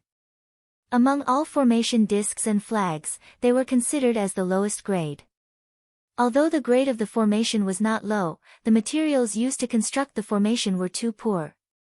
As a result, the power of the formation could only stop heaven immortals below the 34th tier. They were the poor, unlucky fellows who were sent by Green City to Pangu continent to open up their own territory. After a few days of investigation, Wuqi had learned that being sent to Pangu continent to establish a Taoist Rite temple was not an honorable task. If the Taoist Rite temple was established in a place where no immortal sects had a foothold, the official power of Yu dynasty, who served the human emperor, would stop them from doing so. If it were a place like Anhui City, where the immortal sects had already divided their territories and established their footholds, the competition would be particularly fierce. If not for the incident with Lu Yi, and Wuqi's interference by plotting against Patriarch Muji and Arhat Wrath, causing one of the leaders of the righteous and evil sects to die, and the other to enter a secluded cultivation, Taoist Yunzong would have to bear the brunt of the joint suppression from both men if he dared to establish a Taoist Rite temple in Anhui City. Patriarch Muji represented the clan of Fiend Immortals, while Arhat Wrath was a disciple of the Buddhist League, and Green City was a figure of the Orthodox Taoist League. Originally, Anhui City was in a situation where the righteous and evil sects were evenly divided. If the righteous Taoist League wanted to take a slice of the pie, it would be strange if Taoist Yunzong did not have his head riddled with bumps. However, the situation had changed. Taoist Yunzong had appeared at the right place at the right time. Wuqi did not believe it was a coincidence. Perhaps, this fellow was instructed by some influential figures in Green City, and came to Anhui City to test the waters. If Taoist Yunzong could establish a foothold in Anhui City smoothly, the powers of Green City might invade the city on a large scale. But, if Taoist Yunzong suffered a head-on defeat here, Green City would immediately pull back their hands, cease all activities, and lay low. That was why Taoist Yunzong was so merciless, killing Hidden Heart and Guarding Heart with his sword right after he appeared. At the thought of the bloody corpses of Hidden Heart and Guarding Heart, Wuqi felt a twitching pain in his heart. But, he could not attack Taoist Yunzong now. Firstly, Taoist Yunzang's cultivation base was too strong, and Wuqi did not have the overall strength to do anything to him. Secondly, if he really did something to Taoist Yunzong, how was he going to summon the person behind him? Coincidentally, his master was Reverend Li Yang from Green City. He was the man who had schemed against Lady Dark Goldwater and trapped her on Shui Yuan planet for several hundreds of thousands of years. Therefore, Wuqi had to find a way to deal with Reverend Li Yang, and find a way to trick him. With his head held high, Taoist Yunzong brought Wuqi and the others to a great banyan tree that stood 1,000 feet tall, with a canopy that stretched for several miles. This big banyan tree already had its own climate. Looking at its shape and appearance, it was at least hundreds of thousands of years old. According to common sense, a tree like this should have formed its demon essence crystal core, and as long as it could survive the heavenly fire and thunder tribulation, it would be able to transform into a human and become a demon immortal. However, right in the middle of the main trunk of this great banyan tree, 7 demon-suppressing nails forged from purple gold were hammered deep into the trunk, completely wiping out the possibility of the tree transforming into a demon. On the caps of these nails, A vermilion seal was clearly branded. A certain great oracle of Yu's Directorate of Celestials had killed this tree on a certain day in a certain month in a certain year. It was an official act of Yu dynasty, as the great oracle of Yu dynasty had personally suppressed the banyan tree and wiped out its innate spirituality. From then on, this great tree could only be a tree, and could no longer cultivate into a demon spirit. This was also one of the main duties of Yu dynasty's Directorate of Celestials, which was to completely wipe out all the roots that could cultivate into demon immortals, ghost immortals, and fiend immortals in Yu dynasty, nipping them in the bud. Right under the main trunk of the great tree was a round table made from the roots of the old banyan tree, and a few round stools were placed on both sides of the table using the aerial roots of the old banyan tree. Taoist Yun Zong sat down on one of the stools casually, then pointed at the one next to him and said coolly, "Forget it. I still don't know your Taoist name, little friend." Wu Qi gave the cautious Eugene a look, then cupped his fist and bowed to Taoist Yun Zong with a smile on his face, then sat down on the stool respectfully. Licking his lips, Wu Qi chuckled and said, "I call myself Greed, and I'm now the chief supervisor of the outer sect under Reverend San Lu of Euphoria Heavenly Palace, in charge of all the outer sect affairs. I was rude today, as I didn't know that Green City's immortal master is going to open up a Taoist rite temple here. That's why I came here recklessly. Please forgive me, immortal master." Taoist Yun Zong snorted coldly as he gave Wu Qi an appraising glance, then waved his hand arrogantly and said, "Ignorance is not a crime." It seems I was too impatient. Who are those two little monks to you?" Wu Qi was so furious that he struck out with his sword and destroyed the main entrance of Greenwood Mountain. Naturally, Taoist Yun Zong had witnessed the commotion, and that was why he asked the question. Wu Qi laughed dryly and said, "They are the two sinecures who have sought refuge in Euphoria Heavenly Palace. As you know, the overall strength of Euphoria Heavenly Palace has been greatly weakened. That monk Hidden Heart is a heaven immortal after all, just that his dermic power and cultivation base are slightly weaker. Initially, we were hoping that he could bring us more benefits." Before Taoist Yun Zong could say anything, Wu Qi flattered him and said respectfully, "But, with Senior guarding Greenwood Mountain, with a great immortal like you as our backer, that monk Hidden Heart is dead, isn't it? He is just a dead bald donkey. Hee, it's not a big deal. Instead, Euphoria Heavenly Palace will have to rely on Senior in the future. Senior, you don't have to be so courteous with us. If there's anything we can do for you, just let us know." For little Taoists, 2 men and 2 women came walking quickly over and served tea to Taoist Yun Zong and Wu Qi. However, Taoist Yun Zhang's disciples were indeed snobbish. The teacup Taoist Yun Zong used was a fine, sky-green porcelain teacup with a pale blue hue, while the one placed in front of Wu Qi was a fist-sized, black pottery utensil. After serving tea to Taoist Yun Zong, 4 little Taoists stood on the left and right side of Taoist Yun Zong, tilting their heads up and pointing their 8 nostrils at Wu Qi. Taoist Yun Zong did not offer them the tea, but simply picked up the teacup and took a sip from it, then said coolly, "That means Euphoria Heavenly Palace is backed by Patriarch Muji as well. That old fiend's cultivation base is just so, but his ancestral master is a very famous figure." Wu Qi smiled. He bowed slightly, looked at Taoist Yun Zong, and said, "Isn't the person behind Patriarch Muji Ji Patriarch Xian Yi from the Dark Palace in Huiming Heavenly Realm? Green City doesn't care about the Dark Palace at all. Frankly speaking, I'm not from Euphoria Heavenly Palace. Hee, what does that Dark Palace have to do with me?" Taoist Yun Zong clapped his hands, then looked at Wu Qi and praised, "Excellent. Little friend, it is the right thing to think in this way.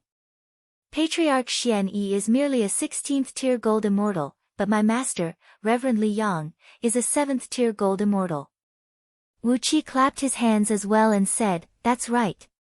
Now, I'll use all the resources I have to build a magnificent Taoist rite temple for Senior, and recruit several hundred disciples with excellent aptitudes." Ha! Wu Qi threw his head back and laughed loudly. Taoist Yun Zong nodded his head and said with a smile, "I'll remember your contribution. When the rite temple is opened, I can invite my master to come as well. If my master appreciates your contribution, he might even take you as his in-name disciple." Wu Qi and Taoist Yunzang exchanged a glance, then burst into laughter at the same time.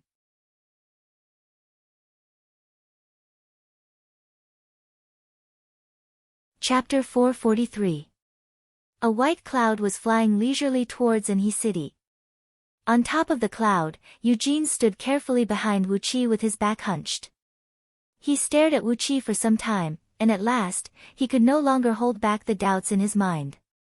Lowering his voice, he asked, "Senior, are we just going to let this matter go?" Wu Qi was thinking about something with his eyes narrowed, something that happened a long time ago. There seemed to be a piece of black land flashing before his eyes, and a broad and warm hand was grabbing his hand, while a pale and powerless hand was rubbing his messy hair. When did that happen? That day, he was fighting something with all his might. Upon hearing Eugene's question, Wu Qi asked reflexively, What is it?" Eugene shivered, but he still plucked up his courage and asked, "Is it about Reverend Hidden Heart and Reverend Guarding Heart?" In the past few days, Eugene and Hidden Heart had formed a close friendship with each other. Eugene was born in Green Pill sect, a sect that devoted itself to concocting medicine. He also had a compassionate frame of mind like a doctor, which made him a perfect match for Hidden Heart and his disciple, who were fond of building pagodas. This time, it was Eugene who accompanied Hidden Heart and his disciple to Greenwood Mountain to gather medicinal herbs. Taoist Yunzang had killed both of them with a single sword strike, and it was impossible for Eugene to not have any thoughts about it. The more honest a man was, the more fearful he would be when he was stubborn. Eugene was usually very afraid of Wu Qi, but because of the matter between Hidden Heart and his disciple, he clenched his teeth and asked, "Reverend Hidden Heart and Reverend Guarding Heart are both good people. Are you going to let this matter go?" This time, Wu Qi heard Eugene's question clearly. With his hands clasped behind his back, he narrowed his eyes and stared at the looming Anhe City in front of him. Suddenly, he chuckled and said, "How can you calculate everything in the world? Eugene, have you ever heard of Green City?" Eugene opened his mouth, but did not say anything. He had never heard of Xianyang Qingcheng. The founding ancestral master of Green Pill sect had found an opportunity to cultivate immortality from some passing immortal, and was lucky enough to build such a foundation. The disciples of Green Pill sect had never left Panga continent, and they did not even know what was going on in outer heavenly realms. How could they know anything about Xianyang and Green City? Wu Qi sighed and said, "Green City of Xianyang is the strongest immortal sect in Xianyang heavenly realm. Its founding ancestral master inherited the legacy of an ancient immortal, and currently possesses the cultivation base of a third-tier gold immortal." Cold sweat immediately dripped from Eugene's forehead. Third-grade golden immortal. A golden immortal was already a legendary figure, let alone a third-tier golden immortal who was considered to be one of the top figures in the pyramid. Since Taoist Yunzang came from such a sect, what else could he say? Gloomily, Eugene bowed his head and breathed out a soundless sigh. It looked like there was no way to avenge Hidden Heart. However, what did Wu Qi's first sentence mean? How can the matters of the world be calculated clearly? So, was he going to calculate it or not? Eugene's expression flickered as he stared blankly at Wu Qi's back. Suddenly, Wu Qi turned and gave Eugene a look. After a brief moment of pondering, he fished out a small silk booklet from under his sleeve and threw it over to Eugene. "Study it carefully. There is a cultivation technique in it, which is much stronger than the one in Green Pill sect. If you cultivate this cultivation technique, you will be able to form your nascent soul in about 100 years. There are also some pill concocting techniques and some pill formulas for lower-grade spirit pills. If you can have some attainments in pill concoction, perhaps you will be able to form your nascent soul in less than 100 years. Over the years, Wu Qi had killed many people and plundered their belongings. He had killed many heaven immortals, and there were even more nascent soul and nascent divinity cultivators. Therefore, it was reasonable for him to choose some decent cultivation techniques from them. Eugene was a good man. Apart from being a little timid, his temperament suited Wu Qi's taste. Therefore, he gave Eugene a cultivation technique that was slightly above average, and the pill concocting technique was the basic pill concocting technique of White Cloud Immortal Sect. Although it was just a basic pill concocting technique, it was at least 10 times better than the pill concocting technique of Green Pill Sect, which had an unknown origin. Eugene took over the silk booklet and gave it a quick flip. Immediately, his eyes lit up. The energy concocting technique recorded in the silk booklet was extremely exquisite. It described a variety of techniques to gather energy into one's body, which was at least a few times more complicated than the ultimate technique of Green Pill Sect. The pill formulas recorded at the back were even more exquisite, making Eugene feel as if his vision had been broadened. Although he had only skimmed through the silk booklet, he immediately felt his mind lighten up, as if there was an indescribable enlightenment flowing down from his head. His Jin Dan began to pound abruptly, and the natural energies around him began to flow into his body. Right at this moment, Wu Qi said in a low voice, "You should keep the heart-concealing and heart-guarding matters in your heart. Don't show it in front of Daoist Yunzong, or I might not be able to protect you. Don't meet him in the future. Just focus on your work in Anhe City, and you will be in charge of all the medicine shops under Euphoria Heavenly Palace." Yu Jin's mind raced. Could it be that Wu Qi was afraid that Daoist Yunzong would find out something by forbidding him from meeting Daoist Yunzong? His eyes turned warm, and he bowed and said, "You are right, Senior. From now on, Eugene will stay in the city and not leave." Wu Qi answered softly, then began to count on his fingers. He could not enter Yuxiong Plain, as any immortal cultivator who entered would surely die. Even a primordial immortal had been killed, so Wu Qi dared not to try his luck. That being the case, there was no way he could go to the place mentioned in Scroll of Stealing that produced the innate yang energy in Yuxiong Plain.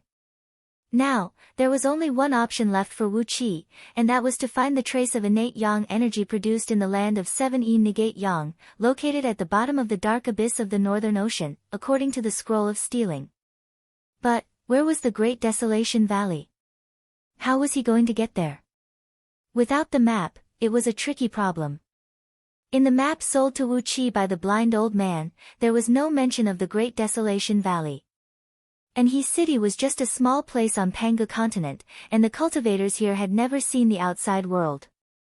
Therefore, it was impossible for Wu Qi to get any information from them. Wu Qi felt a headache coming on. Perhaps, he could only place his hope on Reverend Li Yang. The white cloud drifted lightly and came to the sky above Anhe City. As Wu Qi was about to descend into the City Lord Mansion with his divine will, he suddenly discovered a commotion in a residence in the southeast corner of the city. A few women were running out of the residence in panic, and 2 of them had their hands stained with blood and filth. Meanwhile, a few men in the courtyard had drawn their blades and swords angrily, and were about to rush into the house. One of them was shouting, "Kill this monster! Our family is in trouble! Kill this monster! Monster!" Wu Qi scanned the house with his divine will, and a faint Buddhist light flashed across it immediately. On a large bed in the room, a pregnant woman, who had just given birth, was crying and curling up in a corner of the bed. In the middle of the bed, a baby, whose body was entirely red and whose umbilical cord was still intact, was sitting on the bed with his legs crossed. Both of his hands were locked into a mudra, and his little mouth was murmuring something. The baby had an ugly face, and his head was covered with mottled scars that looked like scars. A white pearl the size of a chicken was embedded in the center of his forehead, emitting a faint glow. However, the surface of the pearl was covered with cracks, and a few of them had gone through it. It looked like it would break at any time. A few men rushed into the delivery room with swords and blades in their hands, roaring as they swung their weapons and hacked at the baby. With a blink of his body, Wu Qi brought Eugene and rushed into the delivery room. With a backhand slap, the blades and swords held in the hands of a few men were broken, and the tremendous force knocked them off their feet, causing them to stagger and roll away. Wu Qi stood before the window, looking down at the little baby. Suddenly, he asked in a soft voice, "Little monk, do you still remember me?" The naked baby raised his head and gave Wuqi a glance. Suddenly, his eyes went wide, and he began to yell at Wuqi. 2 streams of warm tears rolled down from the corners of his eyes. He struggled to his feet and crawled toward Wuqi while trembling. But, as a newborn baby, his limbs were weak, and he only managed to crawl a few times before he lay down on the bed and could no longer move. Wuqi did not have time to care about the filth on the baby's body that had not been washed clean. With one swift movement, he carried the baby up and laughed aloud. Excellent! And here I thought I owed you for saving my life. You died this morning, but in the afternoon, you have already reincarnated into the mortal world, and you are even in Anhi city. This is the fate between us. Slapping the baby's butt, Wuqi suddenly frowned and said, That's right. Strange. How did you reincarnate so fast? Senior, cried Eugene hastily, as long as they are Buddhist cultivators, they always reincarnate very quickly. In the past, there were a few cases where Buddhist disciples died in battles with others. As long as their souls were not destroyed, they would be reincarnated very quickly, and usually, they would be reincarnated in the vicinity of Anhi city. Not only in Anhi city, it is the same in every place where there are Buddhist disciples. Eugene clicked his tongue and murmured under his breath, all the fellow Taoists said that the 6 paths of reincarnation in the 9 underworlds are created by Buddhist cultivators, and that is why they can have such a convenient time. The 6 paths of reincarnation were created by Buddhist cultivators. Wuqi shook his head disapprovingly. The 6 paths of reincarnation was a Tao formed naturally by the heaven and earth. Who could control it? Who dared to control it? However, he was one of the reasons why Buddhist cultivators were able to reincarnate so quickly. Hefting the baby in his arms, Wuqi turned to look at the woman lying on the bed, who was struck dumb, and asked, What is the surname of the master of this house? The woman was struck dumb with fear as well. When Wuqi asked her, she quickly answered, My master's surname is Zhu. Zhu? Monk? Suddenly, Wuqi roared with laughter. Slapping the baby's buttocks, he thrust the sword of greedy wolf out and cut off the umbilical cord of the baby. Delighted, Wuqi said, Wonderful. Guarding Heart, oh Guarding Heart, your Buddhist name in the past is really unpleasant to hear. From today onwards, you are Zhu Beiji, the monk Beiji. From now on, I will be your master, and I will definitely teach you all the Buddhist scriptures in Golden Pavilion Temple, so that you will be a monk in your previous life, a monk in this life, and forever a monk in all your lives. Eugene twitched his lips. Why did Senior Greed's words always sound so strange? Nevertheless, it was a good thing that Guarding Heart was reincarnated. But, what about Hidden Heart? Eugene stared blankly at the shattered relic between Guarding Heart, no, Beiji's brows. He was at a loss for words. Right at this moment, a furious roar was heard coming from outside the room, Get the hell out of here now, you evil man. Don't you dare hurt my wife. Wuqi turned his head and looked over his shoulder. He saw a troop of 50 soldiers, who were sent flying by him just now. They had drawn their bows and aimed at the delivery room.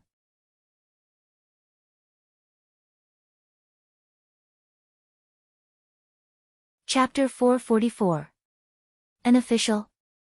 What official are you? Wuqi walked out of the room with Beiji in his arms, throwing a cold glance at the young man standing in front of the crowd and scolding him. The young man was tall and burly, and there was an aura of someone who had been through many battlefields in his eyes and brows.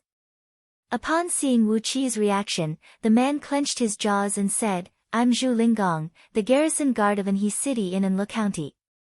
Garrison guard? What was this official position? The information related to the human race that Wuqi obtained from Yu Huan through interrogation did not mention this official position. Eugene quickly stepped forward and said, Zhu Linggong is General Zhu. His clan used to be the county governor of Anlu County, and they have been guarding Anlu County for nearly 1,000 generations. However, when Euphoria Heavenly Palace and Jade Pagoda Temple established their sects near Anhi city, many immortal sects of various sizes were following them. As a result, the Zhou clan failed to guard the city well, allowing other immortal sects to gain a foothold in Anhui city. Therefore, the human emperor issued an imperial decree, exiling the entire Zhou clan. Pointing at Zhu Lingong, Eugene continued in a low voice, Zhu Lingong's clan is the last branch of the Zhou clan who stayed in Anhui city. That is to say, at least Anhui city is still the territory of the human emperor, but in fact, they do not have any real power. All the previous city lords have never taken the Zhou clan seriously. This Zhu Lingong, hee. Eugene laughed and did not comment further. However, when Wu Qi spread out his divine will, he discovered that Zhu Lingong's mansion, including the 50 soldiers standing in front of him, only had a total of about 100 people. It was just an ordinary mansion in Anhui city. Zhu Lingong did have a beast soul living in his body, but too bad, its quality was not as good as the beast soul of the wind-breaking wolf of Great Yan's scouting office. Zhu Lingong's overall strength was only at mid-stage Xiantian realm, and the rest of the soldiers were so weak that Wu Qi did not want to comment on them. With a casual point of his finger, all 50 strong bows in the soldiers' hands suddenly turned into powder, and the tension of the bowstrings disappeared abruptly. The 50 soldiers lost control of their arms, causing them to lose their balance. Their arms that were controlling the bowstrings were flung backward, and their bodies spun a few times before falling to the ground in a sorry state. From his sleeve, Wu Qi took out a storage bag and threw it over to the dumbfounded Zhu Lingong. With an indifferent tone, he said, "Let's form a good relationship. This isn't a monster. This is your biological son.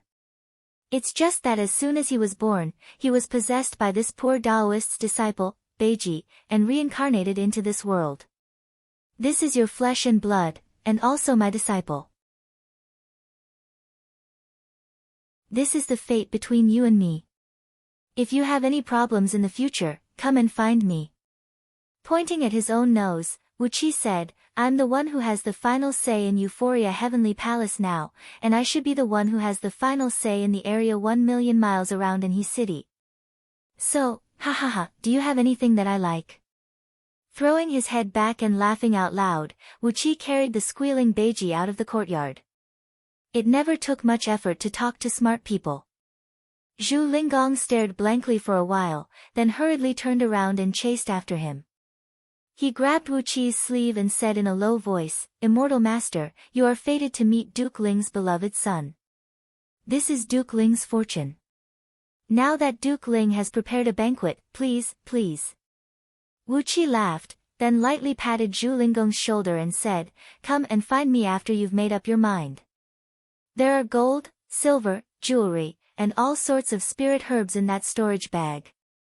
Your wife is suffering from a great shock after giving birth, so please use these spirit herbs to nurse her back to health. Remember, come and find me after you've made up your mind." With a flick of his sleeve, Wu Qi pushed Zhu Lingong tens of steps back. While laughing, he brought Eugene and returned to the City Lord Mansion. Upon stepping through the main entrance of the City Lord Mansion, Wu Qi casually threw Beiji into Eugene's arms and said, "Eugene, you are fated to meet this kid. Before he can walk and talk on his own, just let him follow you. If you know any Buddhist scriptures, you can read a few of them to him every day." After a brief moment of pondering, Wu Qi said with a strange voice, "As a monk, you must look like a monk, and you must have the awareness of being a monk. From today onwards, don't feed him even a single mouthful of milk. Just feed him some fruit juice. Also, as a monk, get a few servants to serve him when he takes a bath and changes his clothes. Don't let him get close to women since he was young. Since he has become a monk, he must be a pure monk."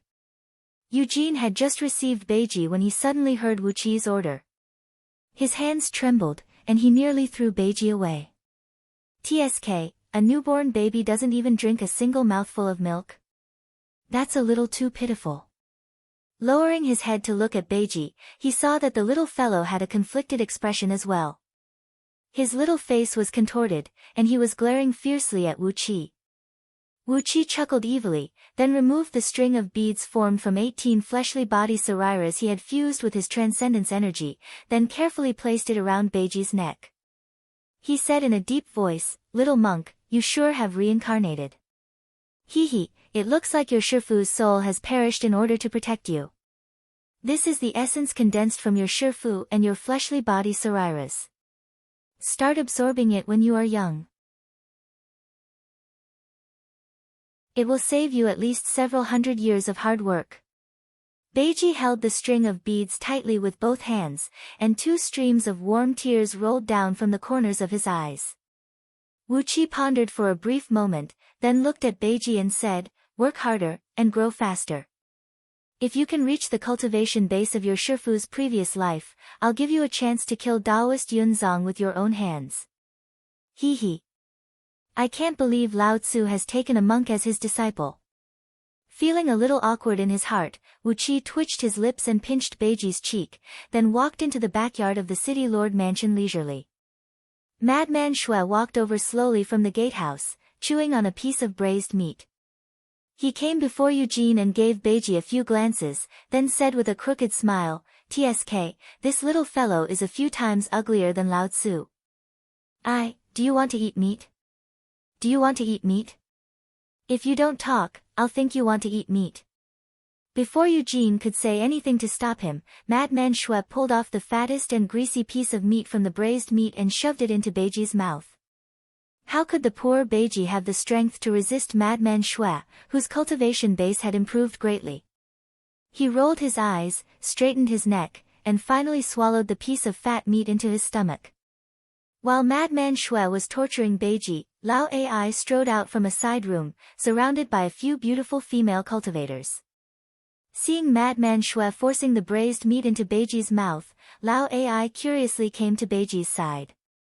He reached out his hand and flicked the little bird on his crotch, which had a sharp horn protruding out of it. "Tsk, this little fellow is interesting. Although he has just been born, he actually has the foundation of the indestructible body of the Buddhist League. With a body like this, if you were to cultivate the Great Sun technique from a young age, I suppose it would be very effective, right? Eugene, where did you get this little fellow? Why does he look so ugly?" Eugene's face scrunched up, and he nearly burst into tears. While Madman Shui was forcing the braised meat into Ba Jie's mouth, a few beautiful female cultivators had already rushed up to him while giggling, and were groping Ba Jie's body in a flurry. They paid special attention to his tiny little bird. A pure monk? Eugene felt like weeping but had no tears as he stared at Beiji, who had his eyes rolled back and was nearly stuffed to death. "In your next life? Why don't I just strangle you to death right now, and Great Master Guarding Heart, can you reincarnate again?"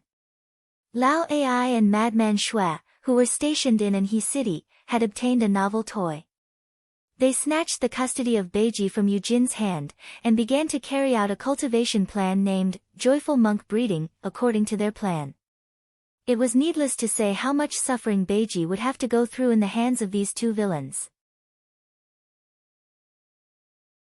All sorts of strange and bizarre things had completely overturned the worldview and view of life he had in his previous life, making him feel like he was living in hell. But Wu Qi had no time to save him. While Beiji was in a miserable state, Wu Qi had already returned to Greenwood Mountain with 30,000 laborers. The entrance of Greenwood Mountain, which was split open by Wu Qi with a single sword strike, was now leveled into a flat land measuring 100 acres in circumference. 9 jade archways were erected in front and behind, each of which was twice as tall and magnificent as the one in front of them. Wu Qi had invited all the most famous stone carving masters around Anhe City, asking them to design the most gorgeous patterns, and use the brilliant jade of the best quality that could glow at night to polish and process them. He had strived to make the 9 memorial archways look magnificent and flawless. On both sides of the archways were green pines and cypresses that were transplanted from the depths of the mountains. Each of them was a huge tree so thick that it would take a dozen people to wrap their arms around it. The shade of the trees formed a green cloud that stretched from the entrance of Greenwood Mountain all the way to the valley 100 miles deep inside the mountain.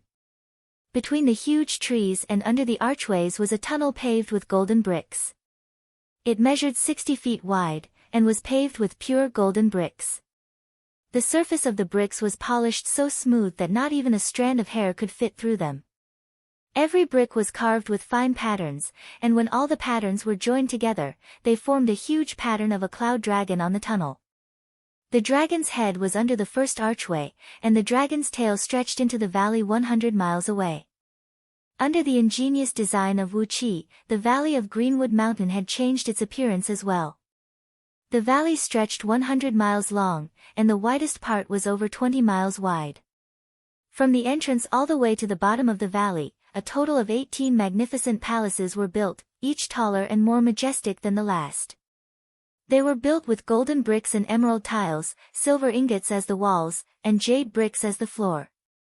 Not a single trace of soil could be seen on the green grassland between the palaces. Underneath the fine green grass was the emerald sand carefully ground by expert craftsmen using stone mills.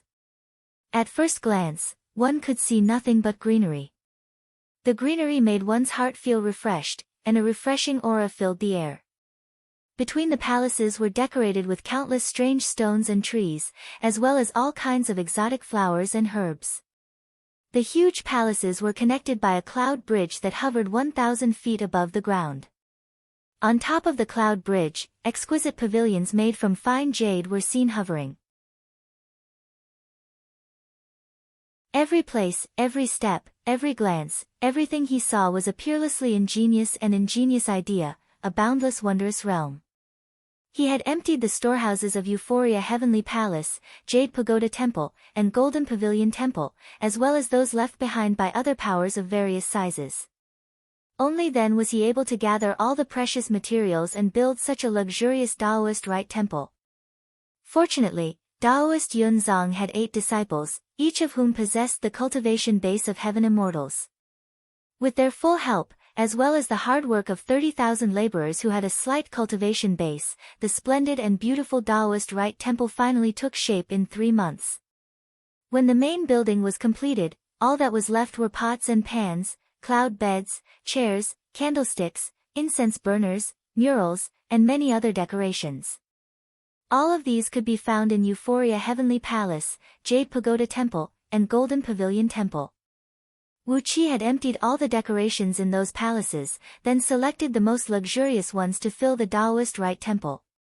Finally, the Taoist Rite Temple was decorated beautifully, and no one could find anything wrong with it. Then, after Wu Qi's suggestion, Taoist Yunzong wrote the words Green City Mansion on the 9 memorial archways with his own hands, then used some expert craftsmen to carve them into horizontal boards. With that, the Taoist Rite Temple was officially completed.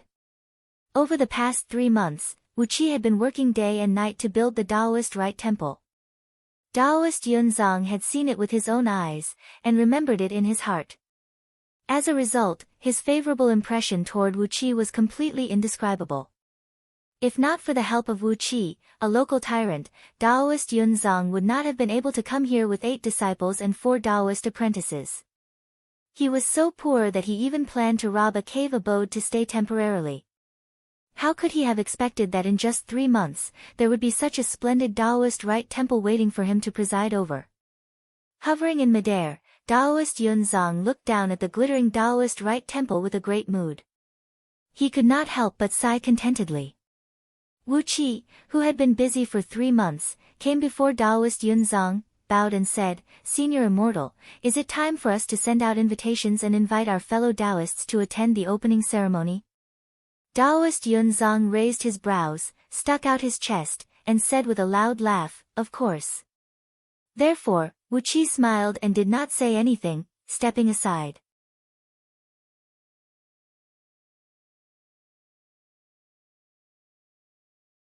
Chapter 445.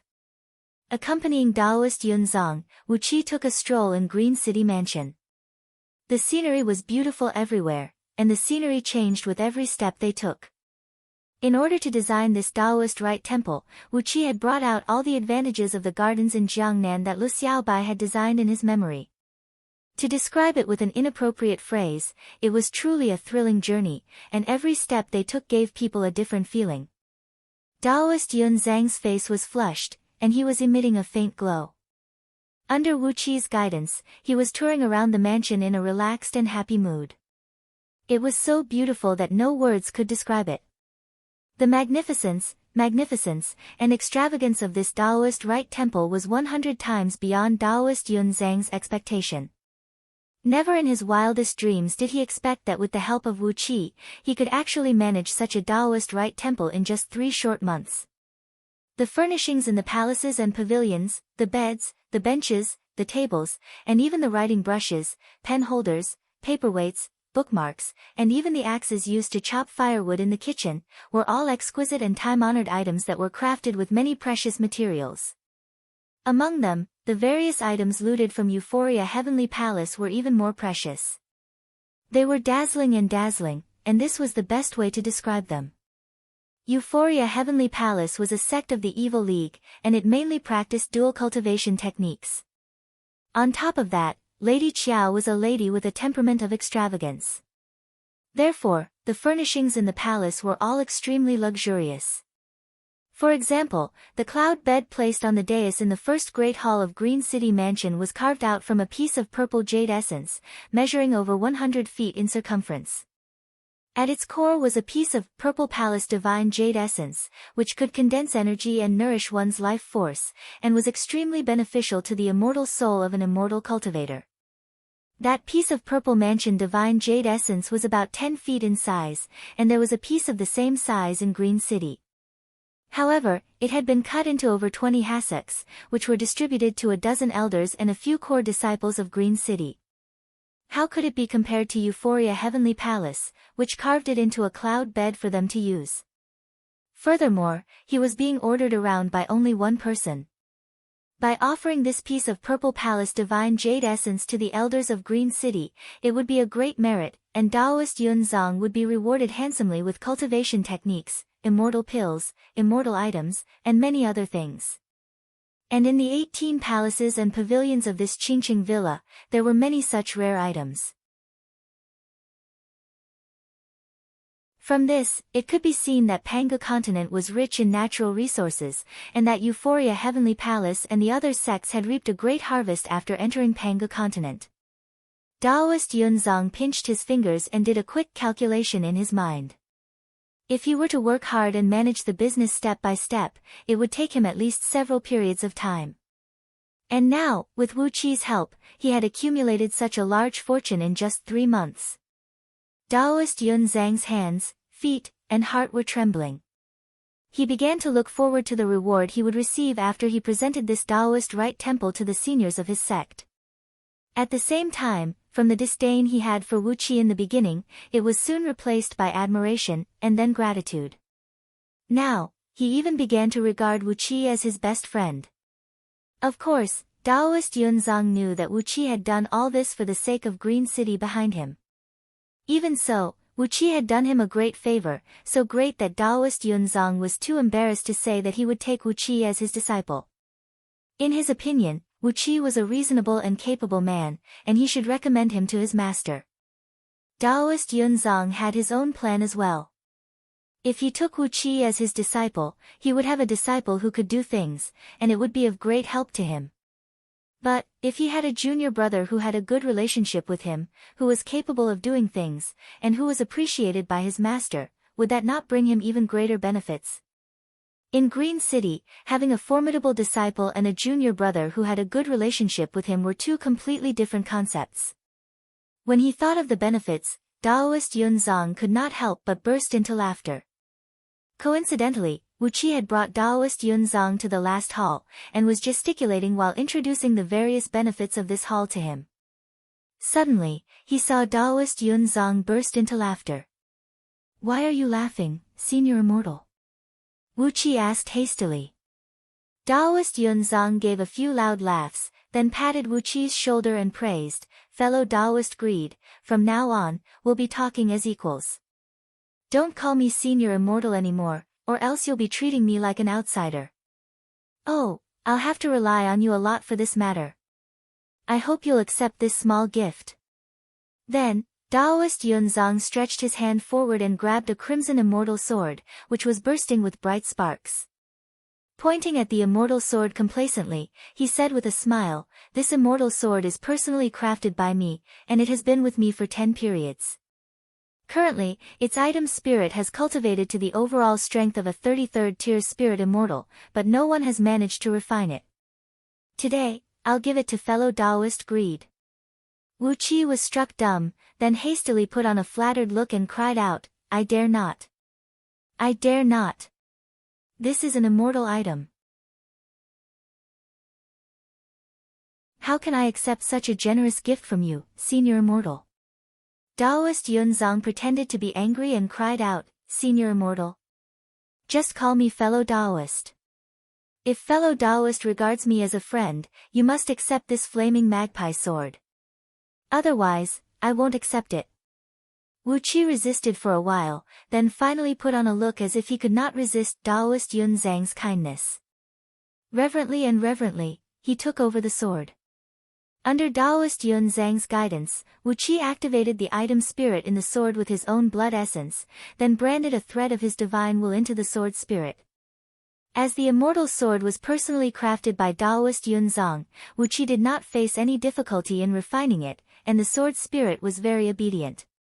As a result, Wu Qi did not have to spend too much energy on it. Taoist Yunzang had the intention to draw him to his side, and Wu Qi had the intention to fawn on him. On top of that, because of the flaming magpie sword, their conversation became more and more passionate. Taoist Yunzang bragged to Wu Qi about the business in outer heavenly realms, while Wu Qi told him some secrets about Panga continent which he had learned from Yu Hehuan and Reverend Sanlu. When the conversation reached a climax, both men went to the great banyan tree at the entrance of the valley, where they set up a banquet and drank to their heart's content.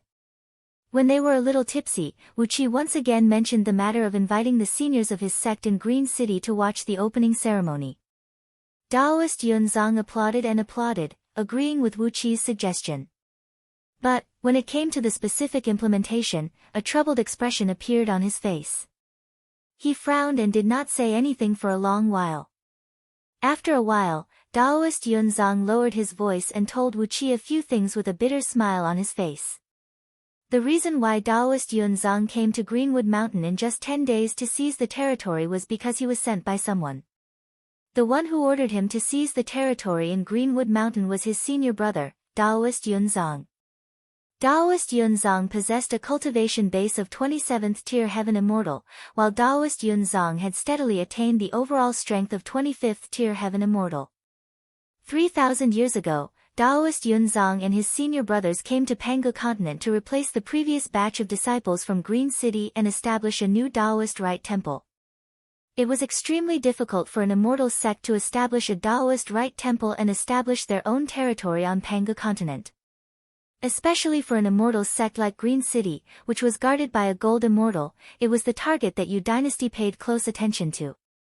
Although Green City had sent dozens of disciples to Panga continent in succession, they could only establish a few footholds on the continent. Under the restriction of Yu dynasty, they could not achieve any significant results.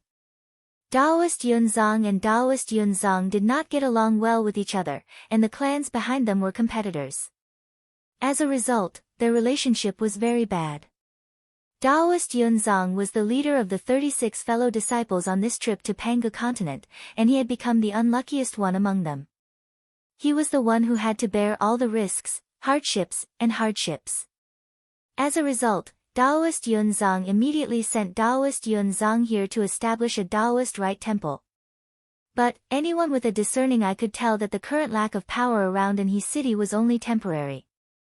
As long as Patriarch Muji recovered from his injuries, or the Dark Palace behind him could send some old fiends to reinforce him, Anhui city would be completely under the control of the Dark Palace.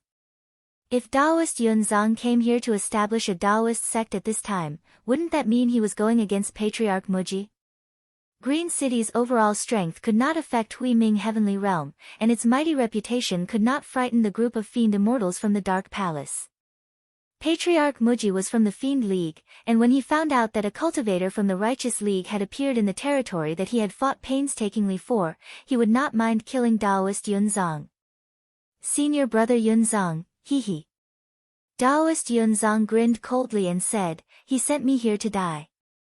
But, never in his wildest dreams did he expect that I could make friends with fellow Taoist greed here.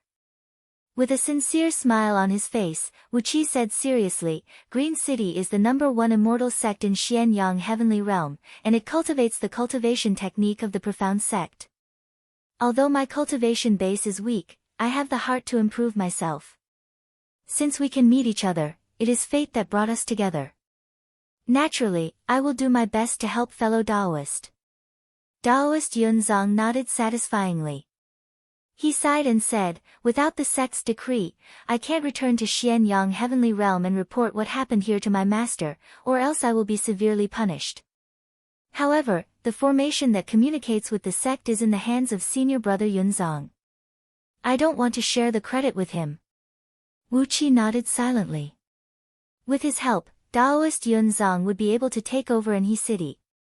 As long as Wuqi changed his mind and joined Green City, Anhe City would become Green City's territory. Together with this Daoist Rite Temple, as well as those disciples with excellent spirit roots who were about to be sent here from the common people, the credit would be huge. After all, this was the first Daoist Rite Temple that Green City had built on Panggu continent. However, Daoist Yunzong and Daoist Yunzong did not get along well with each other, and there was no way Daoist Yunzong could send the news back to his master through Daoist Yunzong. Otherwise, the credit would be taken by Daoist Yunzong, and it would be too stupid to work for someone else. After pondering for a brief moment, Wuqi asked, is there any other way to send the news back to Green City? Daoist Yunzong nodded, then said with a frown, there is another place where there is a public voice transmitting formation that can send messages to outer heavenly realms. But, I have to stay here and prevent Yunzong from finding out what is happening here. Therefore, when it comes to sending the message. Daoist Yunzong turned to look at Wuqi. Wuqi immediately nodded his head and promised, then, let me handle this matter. Fellow Daoist, you only need to send 2 disciples to accompany me. Daoist Yunzong was overjoyed by Wuqi's attitude. Without hesitation, he told Wuqi the nearest place with a public voice transmitting formation. Qing Su Immortal Pass.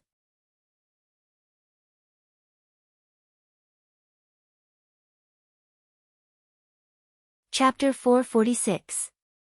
Early the next morning, when the sun rose and sprinkled its golden rays across the land, Wuqi, dressed in a green Daoist robe and a red headband on his forehead, stepped onto a cloud and flew eastward, bringing with him 2 little Daoists and 2 of Daoist Yunzang's disciples.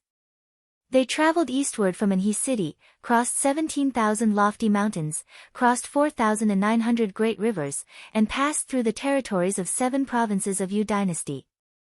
At last, there was a floating island floating on the ocean, named Qing Su. On it was a Qing Su Immortal Pass, and it was the destination of Wuqi and his companions.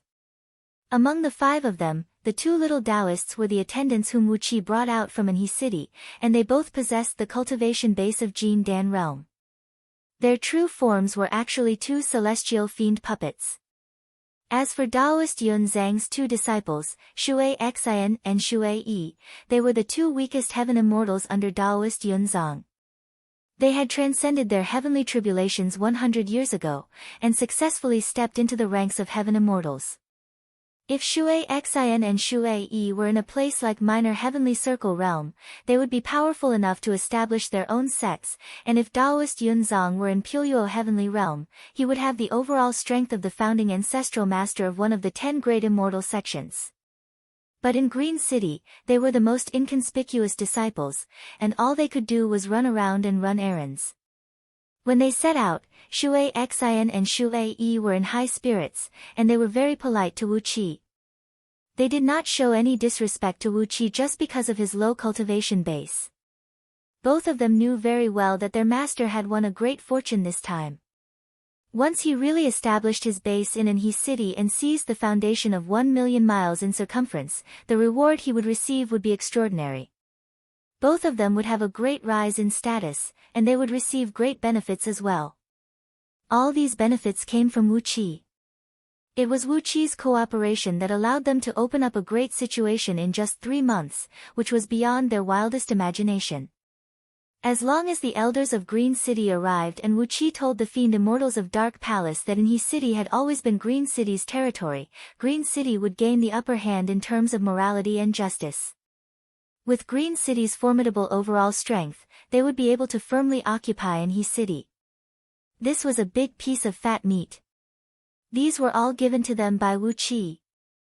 Therefore, not only did Shui Xian and Shui Yi not show any arrogance or disrespect in front of Wuqi, instead, they talked and laughed with Wuqi all the way, and chatted with Wuqi very intimately, drawing the relationship between them closer. With a smile on his face, Wuqi flattered Shui Xian and Shui Yi, asking them about Panga Continent, the world of immortal cultivators, outer heavenly realms, and the celestial court. Although Shui Xian and Shui Yi possessed low cultivation bases, they were, after all, born in a powerful sect like Green City. Therefore, their experience and knowledge were far beyond that of others. Therefore, they did not take any precautions against Wuqi, and as soon as they opened their mouths, they began to talk nonsense. As a result, some information revealed in their words almost made Wuqi jump with joy. Shui Yi told Wuqi that their ancestral master, Reverend Li Yang, was the favorite of the ancestral master of Green City. As Reverend Li Yang was a wanderer, he always wandered around outer heavenly realms, and occasionally sneaked into Panga Continent. Therefore, the ancestral master of Green City, True Lord Green Peak, had used his connections to obtain a complete map of outer heavenly realms and a topographic map of Panga Continent from the Celestial Court. The complete map of outer heavenly realms contained extremely detailed information. As for the topographic map of Panga Continent, it could probably cover more than 30% of the current Panga Continent. Shui Yi said that just to show off the favor his ancestral master had received.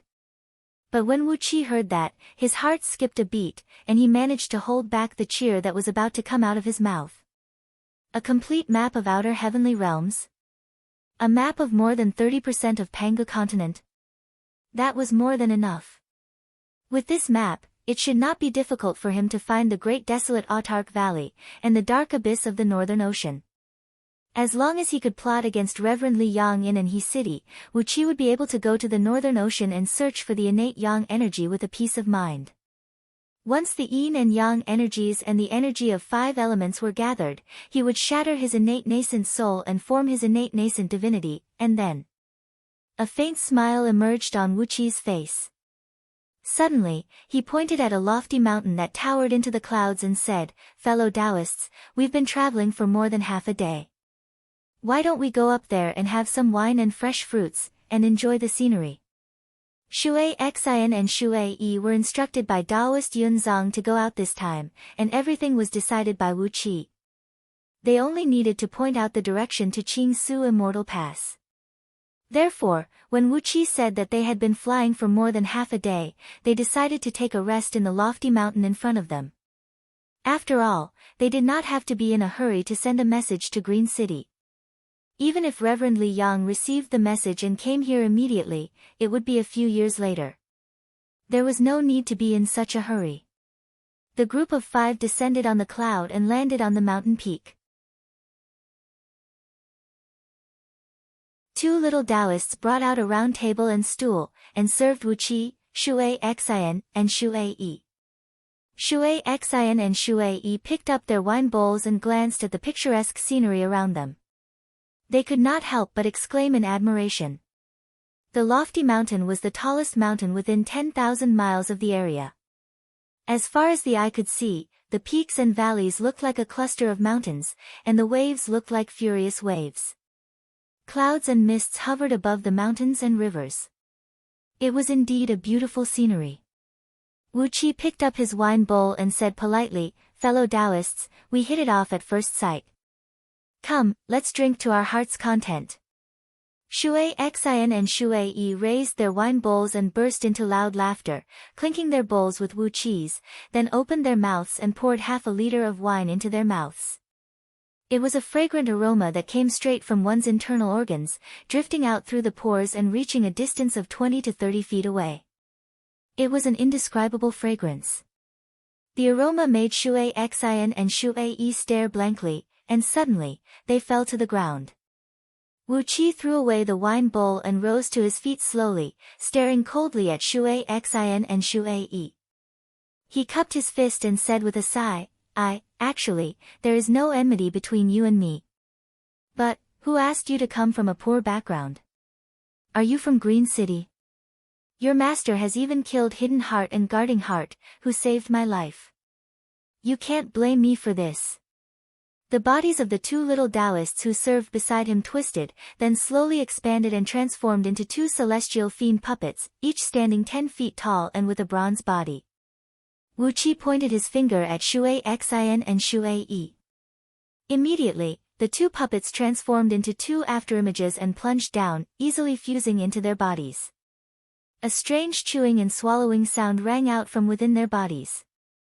Suddenly, a bright light shone from between their brows, amidst which, two human-shaped immortal souls appeared, standing there blankly like two wooden men. But very soon, countless black threads shot out from their bodies like smoke and mist, tightly binding their immortal souls and slowly dragging them into their bodies, turning them into a black cocoon of light. Their immortal souls were quickly digested, and all their memories were seized by the puppets. Only their true spirits remained, as they were firmly suppressed in the depths of their bodies with a mystic technique. As long as their true spirits remained, even if there were mystic techniques such as soul jade slips in Green City, they would not know that Shui Xin and Shui Yi had been controlled by someone. Very soon, the two puppets rose to their feet, bowed to Wu Qi, and said with a smile, "Fellow Taoist, Shui Xin and Shui Yi offer greetings." Wu Qi laughed aloud as he cupped his fist and returned the greeting, "Fellow Taoist, you are too courteous. In the future, we will have to work together." The three of them looked at each other and laughed. Two dark shadows shot out from under Wu Qi's feet and slowly transformed into two little Taoists, standing next to Wu Qi with a smile on their faces. This time, Wu Qi did not dawdle. He exerted all his strength, and the group of 5 broke through the void, rushing towards Qing Su Immortal Pass with teleportation. Along the way, except when they were approaching the cities of Yu Dynasty, when they would cautiously travel through underground using escape arts, they had been teleporting with all their strength. After traveling like this for 1.5 months, they finally came to a vast body of water. It was a large lake surrounded by mountains. Wu Qi unleashed his divine will, but he could not reach the other side of the lake. Strong gusts of wind rolled up the green water of the lake, which smashed against the reefs on the shore and sent up countless white foams. Not far away from Wu Qi and his companions, several thousand longbow men were working hard. Under the command of a group of heavily armored warriors, they were hammering iron stakes, each about 10 feet thick, on the shore and coiling them with bull-thick alloy chains. Hundreds of such iron stakes and chains were spread across the shore of the lake, covering an area of 100 miles in circumference. Wu Qi scanned them with his divine will. These iron stakes were about 3,000 feet long, and those longbow men were wielding huge iron hammers and hammering them with all their strength, driving them deep into the reefs on the shore, which were a few times stronger than pig iron. The chains were several hundred miles long, stretching all the way to a far distance. With his good eyesight, Wu Qi saw a group of longbow men working on the other side of the lake from several hundred miles away. They were grilling meat over a huge bonfire, and the meat being grilled was actually several thousand feet long serpents and flood dragons. Hundreds of serpents and flood dragons were grilled over the bonfire, with fat dripping down from their bodies. While drooling, those longbow men were excitedly smearing all kinds of spices on the bodies of these serpents and flood dragons. Next to those longbow men were a large group of about 20,000 feathermen. They were clad in light metal armors, had a pair of wings on their backs, and held bows and arrows in their hands. They were squatting on the cliffs around them, humming folk tunes while watching these longbow men working. Apart from these feathermen, there were also some people who were born with only one arm and one leg, but each had a third eye on their forehead. They were concocting some kind of ointment, filling hundreds of large water vats with sticky liquid. Fist-sized bubbles kept popping up from the dark liquid. Wu Qi stared blankly at these busy people. It seemed they were planning something big. While he was wondering what these people were going to do, suddenly, several dozens of knights clad in golden armors and mounted on single-horned, winged Pegasi came running at top speed towards Wu Qi. Surprisingly, the leader of the knights was a tall, slender, and beautiful female general. Even from a distance, she shouted at Wu Qi, "Hey, you immortal cultivator, don't bring disaster to your sect. Our prefecture overseer is going to hunt a gale, so leave quickly. If you delay our prefecture overseer's important matter, we'll definitely raze your sect to the ground and kill every single one of you." Wu Qi was stunned. Hunt a gale? Gale? The legendary divine beast Gale. TSK, what a fierce and domineering woman. She kept saying that she would raze his sect to the ground and kill every single one of them. She was way too fierce. While Wu Qi was cursing the woman in his mind, a golden-armored knight had already grabbed a double-edged battle-axe and thrown it towards Wu Qi from 3 miles away with the momentum from the galloping Pegasi. A strange whistling noise rang out, as the axe turned into a cold gleam and arrived before Wu Qi in a blink of an eye.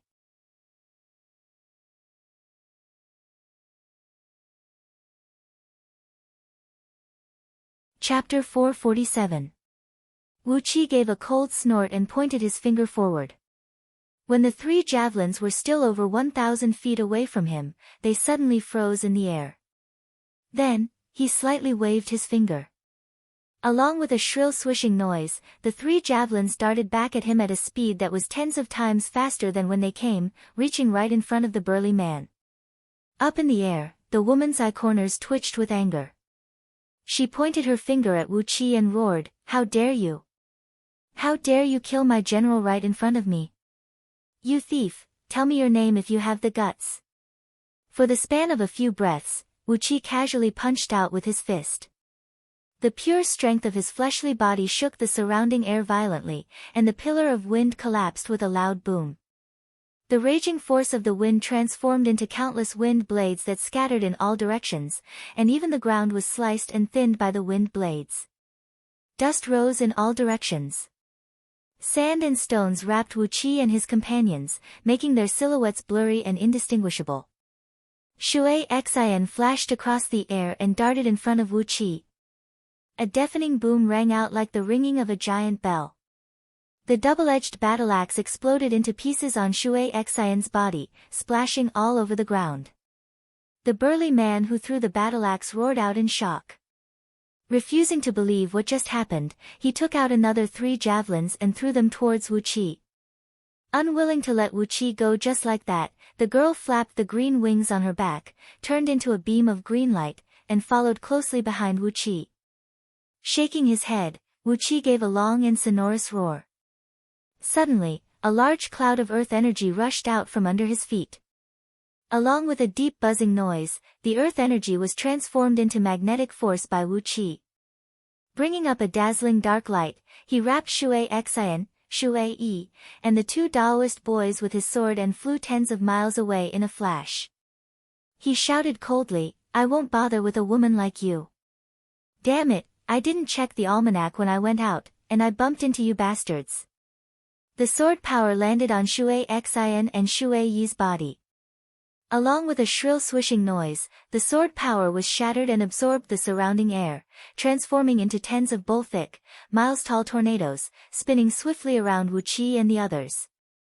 These gusts of wind were as dense as stone pillars, clashing and rubbing against each other, causing loud banging noises. The wind pillar swirled up the surrounding air, bringing with it a large number of palm-sized wind blades that slashed at Wu Qi and the others. Looking down condescendingly at Wu Qi, the lady cried out coldly, "3 heaven immortals. Who are you? Where are you going? What are you going to do? Why did he come here? Don't you know that the prefecture overseer has already issued a ban 3 days ago, sealing off the entire area within a radius of 5,000 kilometers and forbidding any cultivators from entering?" With a blink of his body, he teleported several dozens of times within a small area, and each time, he managed to move himself a few feet away, dodging those arrows by a hair's breadth. Accompanied by shrill whistling noises, the arrows brushed past Wuqi's body and pierced into the reef behind Wuqi, leaving several miles deep holes in the ground. Wuqi looked back at those holes and felt his scalp go numb. He did not use any magical power, and fought like a body cultivator who was qualified to be a body cultivator. The lady had just sprung up from the back of the Pegasus and was about to rush down with a long sword in her hand, pointing the tip of the sword straight at Wuqi's chest. All of a sudden, Wuqi unleashed a restrictive spell, causing the lady's body to stiffen in midair. She gave a muffled snort in annoyance, then flapped her wings and plunged into her body. A clear cry towered into the sky, as a pair of green wings suddenly sprouted out from her back. With a powerful flap of the wings, several tens of feet long, a whirlwind made of goat horns rose from the ground and rose into the sky. The air around her was filled with a crisp crackling noise, as all the restrictive spells were shattered.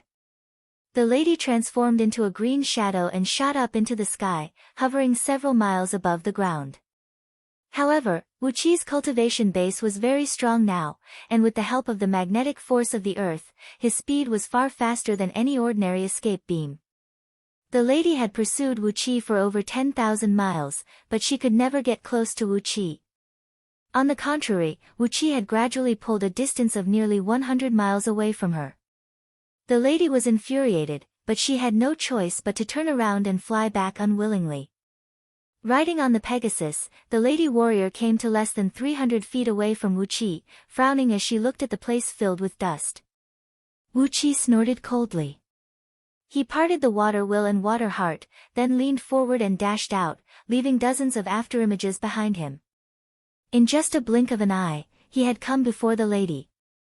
He slapped the woman in the face and scolded her sternly, "How can you do things like this? It's fine if you threaten me, but before I even say a word, you killed me. What's so great about you?"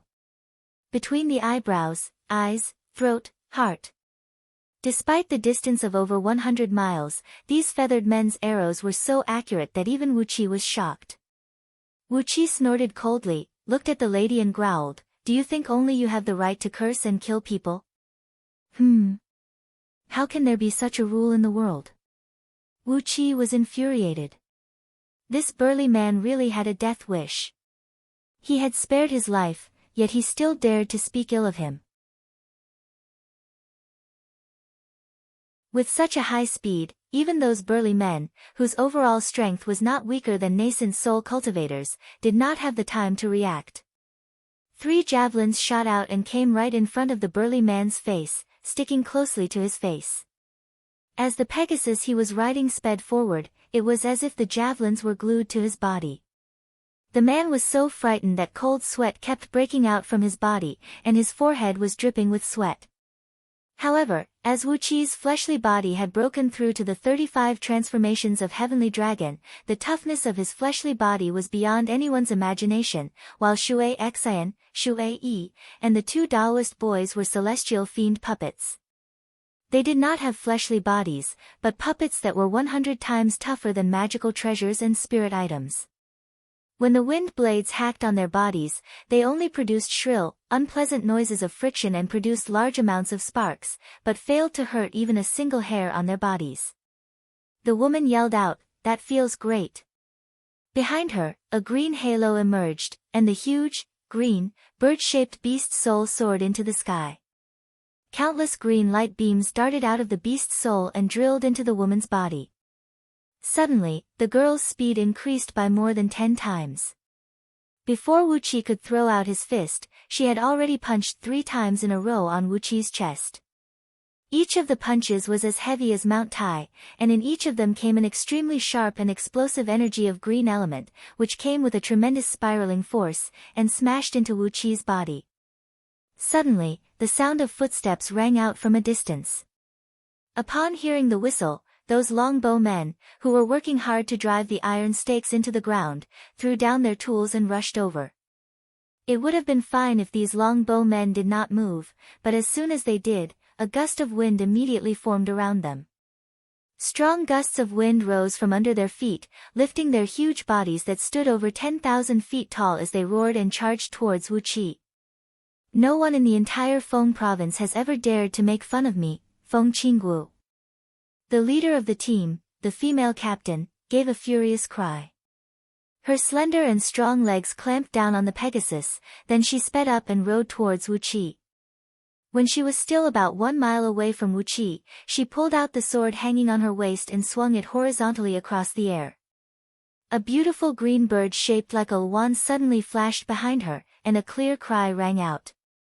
Right after that, a 1,000 feet long green sword beam was spat out from the tip of the sword, and in the blink of an eye, it had come right in front of Wu Qi. He gave the burly man a fierce glare. A bright gleam flickered in Wu Qi's eyes, as he had activated the mystic technique of mystic eyes of universe that could hurt people with just a glance.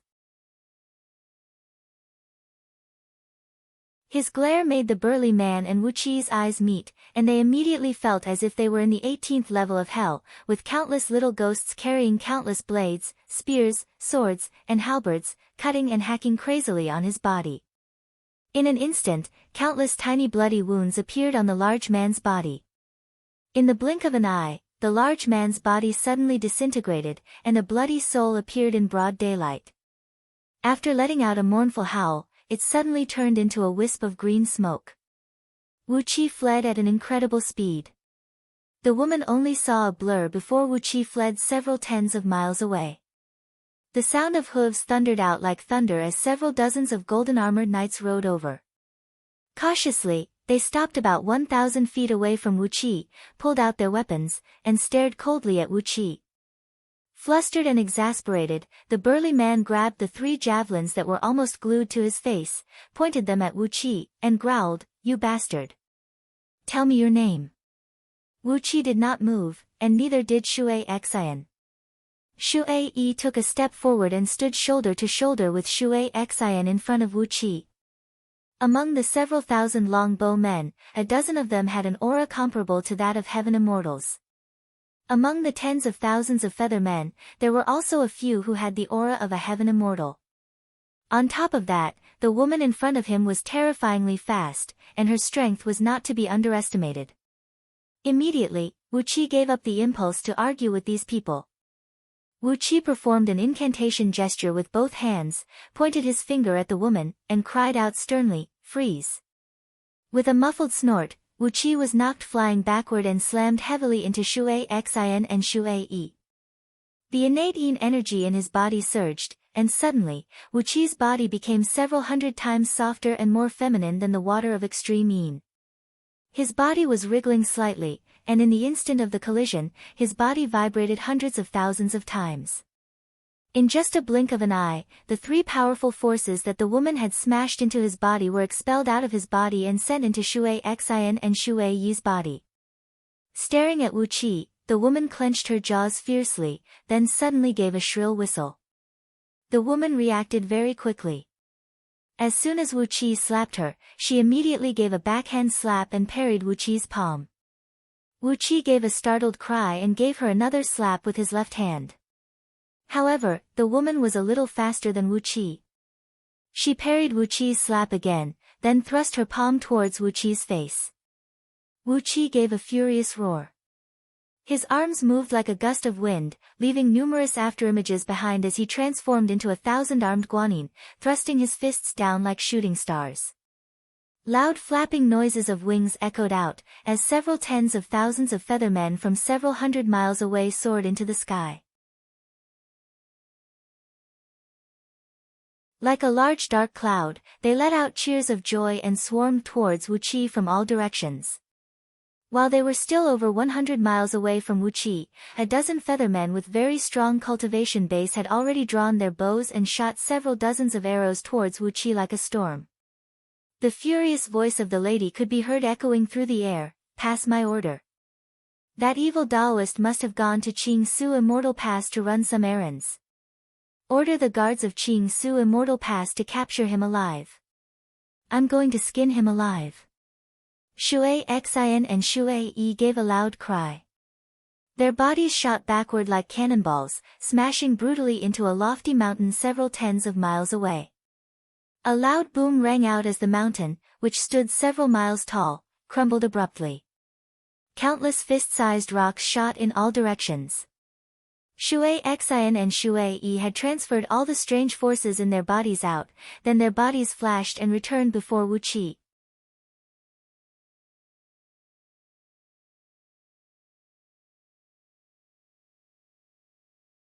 Chapter 448. After flying for over 30,000 miles above the lake, a dark shadow suddenly appeared on the surface of the lake, which had turned dark green. Wu Qi focused his eyes and looked in that direction. It was a huge black turtle, its back measuring over 4,000 miles in circumference. It was floating on the surface of the lake with a small island on its back. Its neck and limbs were shrunk into its shell, and only its tail, about 100 miles long, was floating lazily on the surface of the lake. Occasionally, it would drop its tail and raise a huge wave that was over 10,000 feet high. When the waves hit the surface of the lake, they produced muffled booms that sounded like thunderclaps, sending the foam flying dozens of miles away. When the sunlight shone on the white foam, it looked like a rainbow was hanging high up in the sky. This was Qingsu Immortal Pass, the market closest to Anhui City where immortal cultivators openly gathered on Panga continent. Originally, this lake was a huge mountain range that stretched for billions of miles. Many years ago, the successor of an almighty immortal secretly established a Taoist right temple in this mountain range to preach the Tao. In its heyday, it had recruited several 100,000 mortal disciples to preach the Tao and cultivate there. As a result, the official of Yu dynasty was infuriated, and a greedy prefecture overseer sent an army to besiege the mountain range. The war lasted for 2 years, and the entire mountain range was sunk by tens of thousands of miles, turning into a huge lake. As a result, the almighty immortal flew into a rage. He summoned his friends and brought a large group of powerful immortals to Panga continent to seek an explanation. The almighty immortal even had a nepotistic relationship with a few of the most powerful figures in the celestial court. As a result, after a series of public relations, the prefecture overseer was stripped of his position and demoted to a commoner, and the titles of several hundred generals who participated in the siege were stripped. The almighty immortal was still brooding over this result. So, he simply found an ancient giant turtle from an outer heavenly realm and threw it into the lake, built an island on its back, and opened a market for immortal cultivators. Obviously, the almighty immortal was too stingy, and had purposely built such a market to annoy the people of Yu dynasty. Unfortunately, he had a strong backer, and the current human emperor was too weak to do anything to him. Therefore, Qingsu Immortal Pass had been developing until now. But, after all, this was Panga continent, the nominal territory of the human emperor. Therefore, Yu dynasty had to maintain its dignity. Therefore, the human emperor set up a garrison on this small island, and assigned a general to lead an army of 100,000 to guard this place. He named it Qingsu Immortal Pass. Immortal Pass, was the meaning of customs. When immortals entered or left, they had to report to the guardian general's yamen and receive their identity documents. On top of that, only immortals who had obtained an identity certificate could freely enter and exit the human cities on Panga continent. For a cultivator like Wu Qi, even though he was a disciple of Euphoria Heavenly Palace, if he mistakenly entered a place governed by a prefecture overseer, he would be killed, and none of the ministers of Yu dynasty would have to take responsibility for him. On the other hand, if Wu Qi could obtain an official identity certificate from an official garrison of Yu dynasty, such as Qingsu Immortal Pass, after registering his identity, background, and sect, he would be able to freely enter and exit the human cities, and those ministers of Yu dynasty would not be able to kill a cultivator like him. After all, some cultivators from outer heavenly realms came to Panga continent to purchase some cultivation materials from the official markets of Yu dynasty, and the officials of Yu dynasty had earned an astronomical amount of profit from these transactions. Therefore, those immortal cultivators who had obtained an official identity certificate could not be killed at will. Isn't it just an identity certificate? Wu Qi retracted the escape beam, changed into a new Taoist robe, and slightly adjusted his visage. After that, he retracted all 4 celestial fiend puppets back into his body, then stepped onto a watery cloud and drifted slowly towards Qingsu Immortal Pass.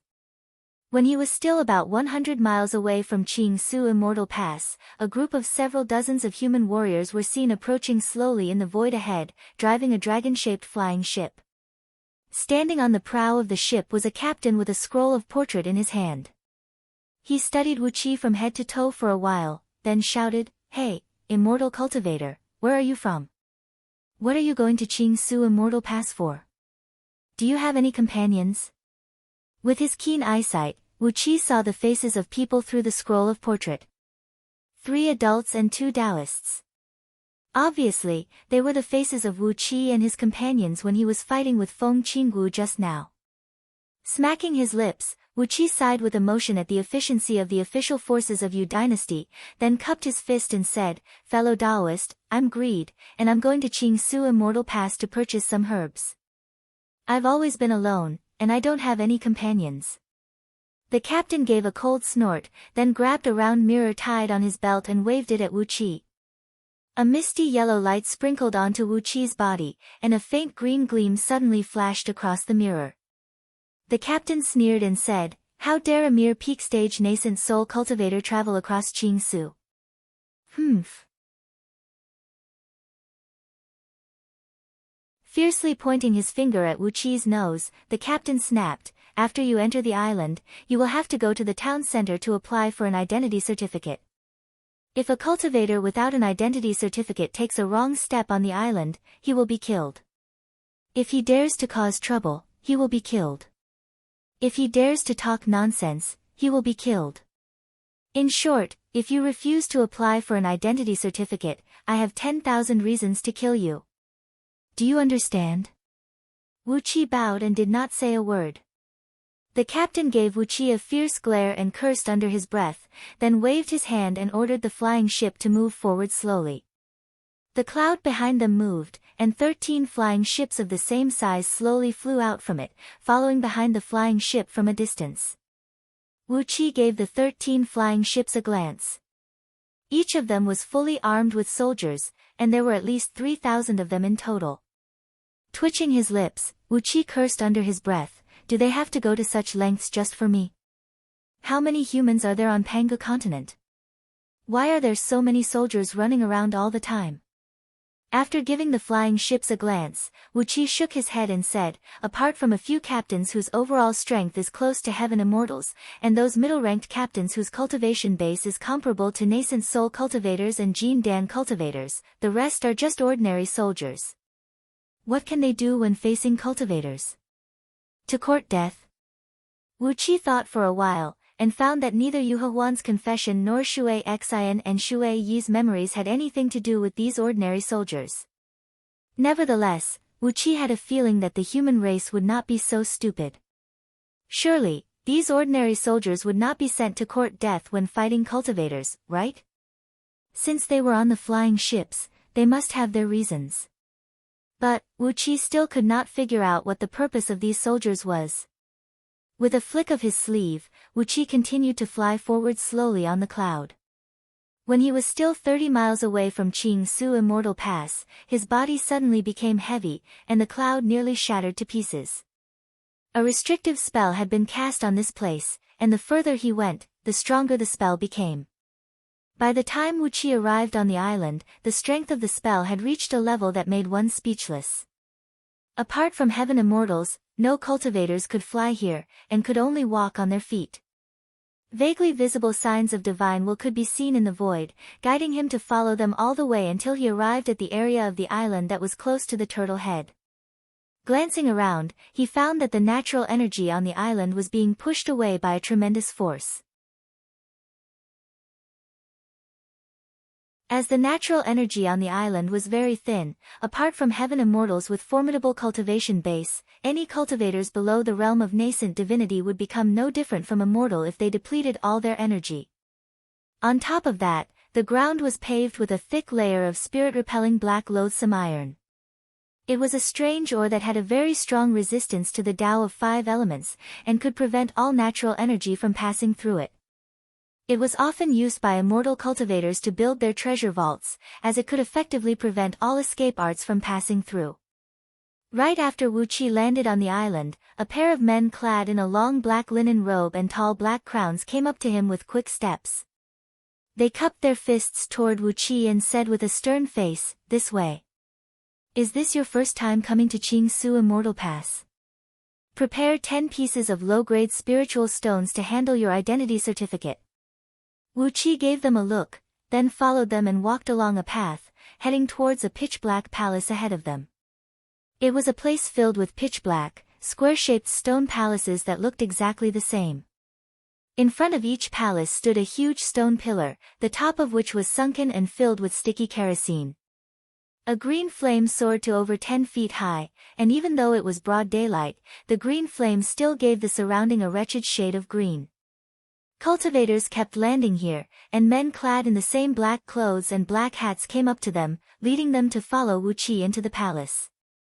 Wu Qi turned around and gave those cultivators a glance. The weakest among them were peak stage Xiantian realm, while the strongest among them were middle-grade heaven immortals. But, regardless of their cultivation base, when faced with these men clad in black clothes and black hats, who did not possess any cultivation base or aura of an expert, all the cultivators just followed them with a gloomy face. None of them said a word. This was the deterring power of Yu Dynasty to immortal cultivators. Compared to them, outer heavenly realms were much better. At least, those immortal monarchs and immortal officials of the celestial court still dared to attack the protector of the land sent by Yu Dynasty. But, on Pangu continent, it seemed the power of Yu Dynasty had completely suppressed the arrogance of immortal cultivators. Apart from a few territories that were invaded by immortal sects, like in He City, the rest of the territories were completely under the rule of Yu Dynasty. Wu Qi thought to himself that perhaps the existence of places like in He City had something to do with Qingsu Immortal Pass. Perhaps it was because of the bad precedent set by Qingsu Immortal Pass that the immortal sects could invade Pangu continent with ease, and the reaction of Yu Dynasty became softer. Otherwise, with the overall strength of Yu Dynasty, the power behind in He City was merely Patriarch Muji and Arhat Wrath, and they would have long destroyed all the immortal sects around in He City. Wu Qi followed the two men into the grand hall. The hall was filled with long tables, and behind each table sat a scholar with a stiff expression. Wu Qi followed the two men and came before one of the tables. The scholar sitting behind the table asked with a gloomy face, "Name, background, cultivation technique, Taoist League, Buddhist League, Demon League, Ghost Cultivator, or, Qingsu Immortal Pass does not welcome cultivators from the Fiend League. Those Demon League and Ghost Cultivators who like to feast on blood should behave themselves as well. Also, if you are carrying any prohibited items, such as heavenly ghosts from the Ghost Realm, you are not allowed to enter Qingsu Immortal Pass." From the drawer under the table, the scholar pulled out a book as thick as a brick and threw it over to Wu Qi. The cost of the identity certificate is 10 lower-grade energy stones, and this book, 1000 Restrictive Rules of Qingsu Immortal Pass, costs 100 lower-grade energy stones. That's a total of 125 lower-grade energy stones. Wu Qi was struck dumb. Holding the thick book in his arms, he asked, 110 lower-grade energy stones? How come it is 125 lower-grade energy stones? The scholar and the two men standing next to Wu Qi gave him a glare at the same time. The man standing on the left of Wu Qi snapped in a low voice, "You immortal cultivators, it is easy for you to earn money. If you cause any trouble in Qingsu Immortal Pass, won't you need our help to deal with it?" Wu Qi was enlightened. So, the other 15 lower-grade energy stones were the payment for their hard work? Grinning, Wu Qi made up a story about his identity and background, then fished out 2 middle-grade energy stones and placed them on the table. The scholar put the 2 middle-grade energy stones directly into his pocket. Instead of giving Wu Qi the change, he gave Wu Qi a small token forged from black iron on top of the identity certificate. He squeezed out a smile and said, "This token proves that fellow Taoist has a pure character and is an orthodox cultivator. It will be more convenient for you to travel on the island." Wu Qi opened his mouth, but did not say anything. Clenching his teeth, he took over the identity certificate made from white paper and the iron token that weighed less than 1 kilogram.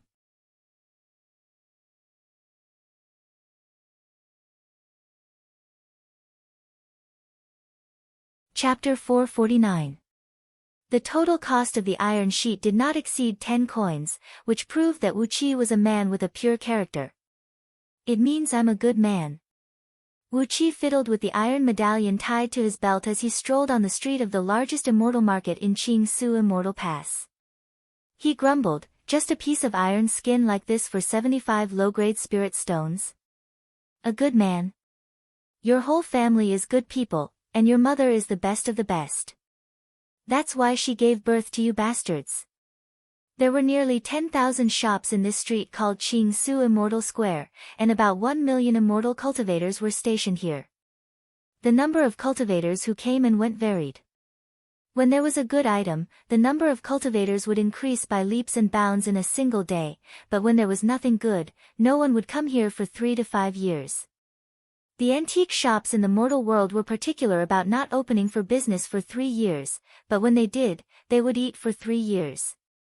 And the slogan of the shops in Qingsu Immortal Square was, not opening for business for 10,000 years, but when they did, they would eat for 10,000 years.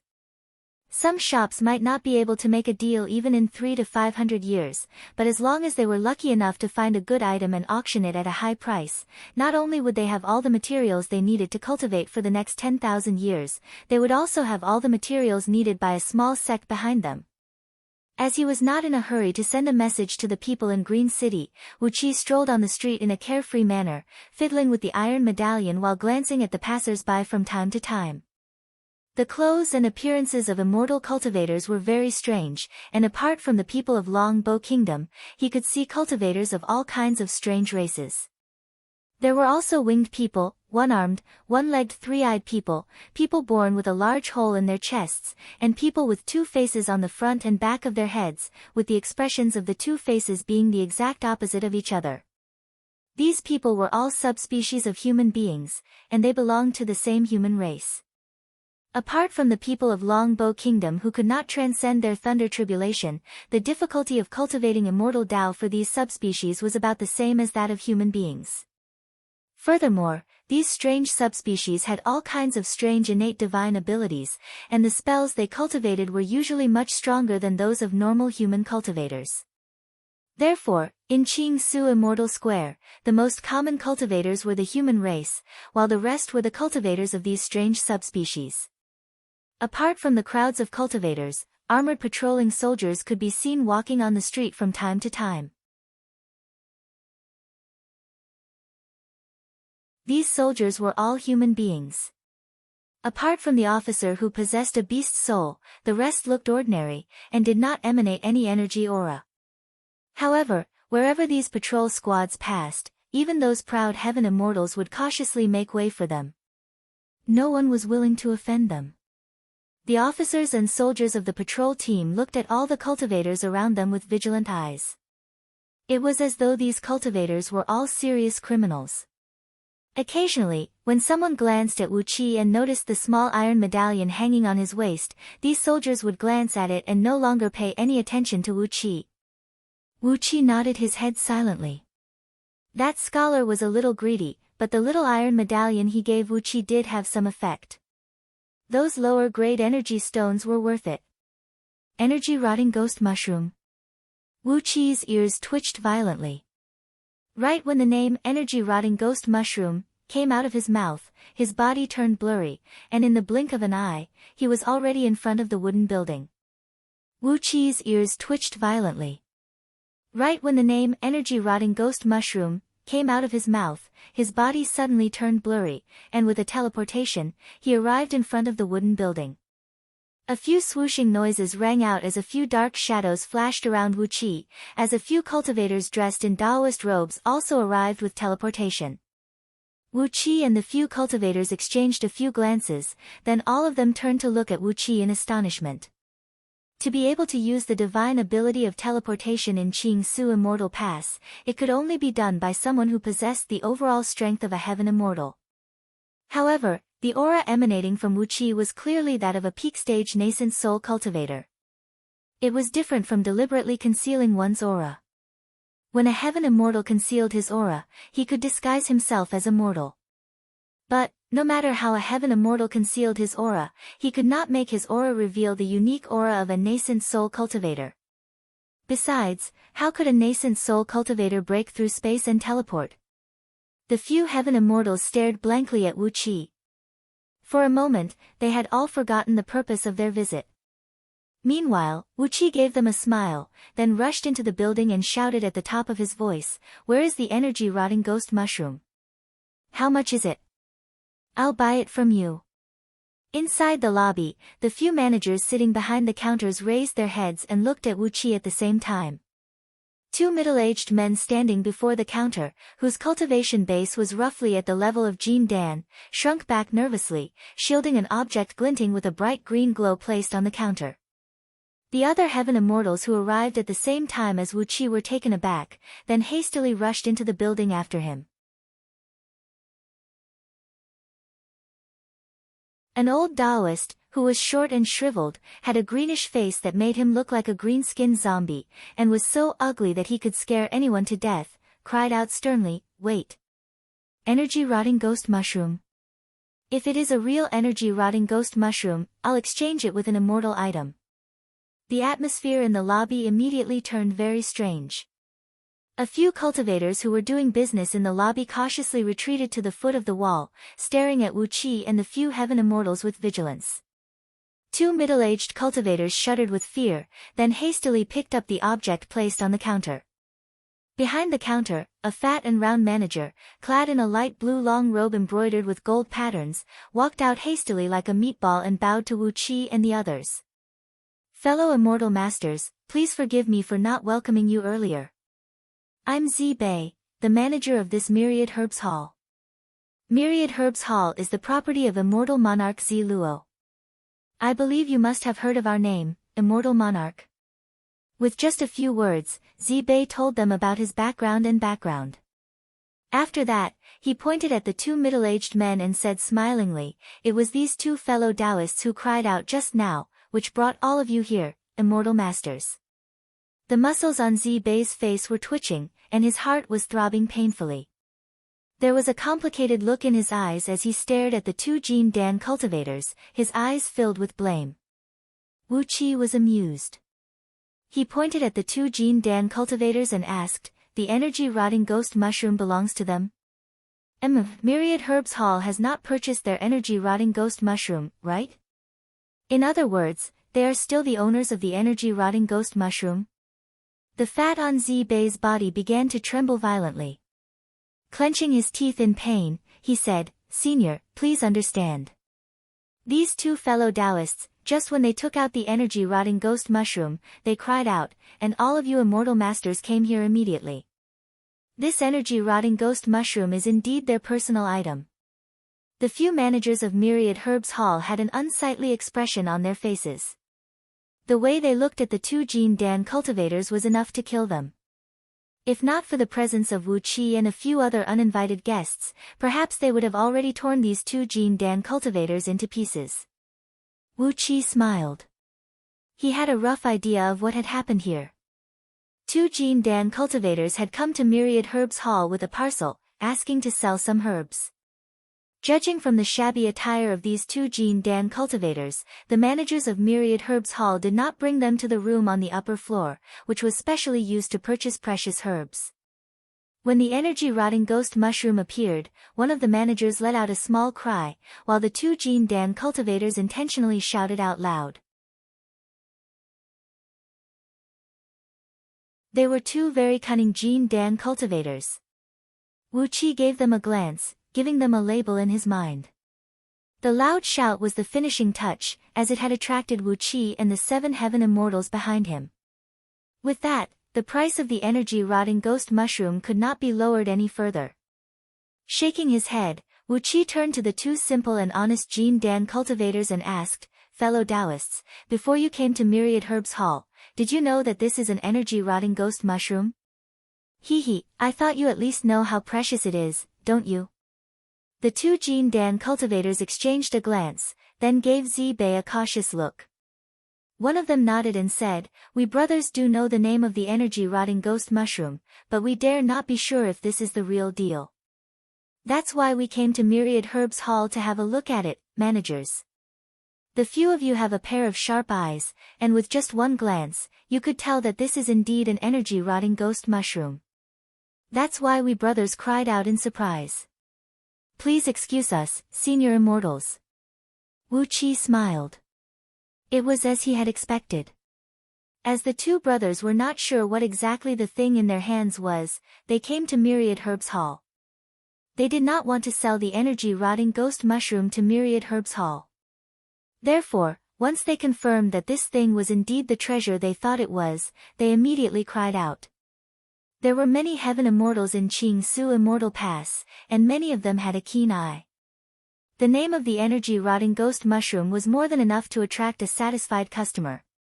While Wu Qi was laughing inwardly, Zi Bei turned to the two cultivators with a gloomy face and said, "So, you are trying to make us, Myriad Herbs Hall, appraise it for you for free?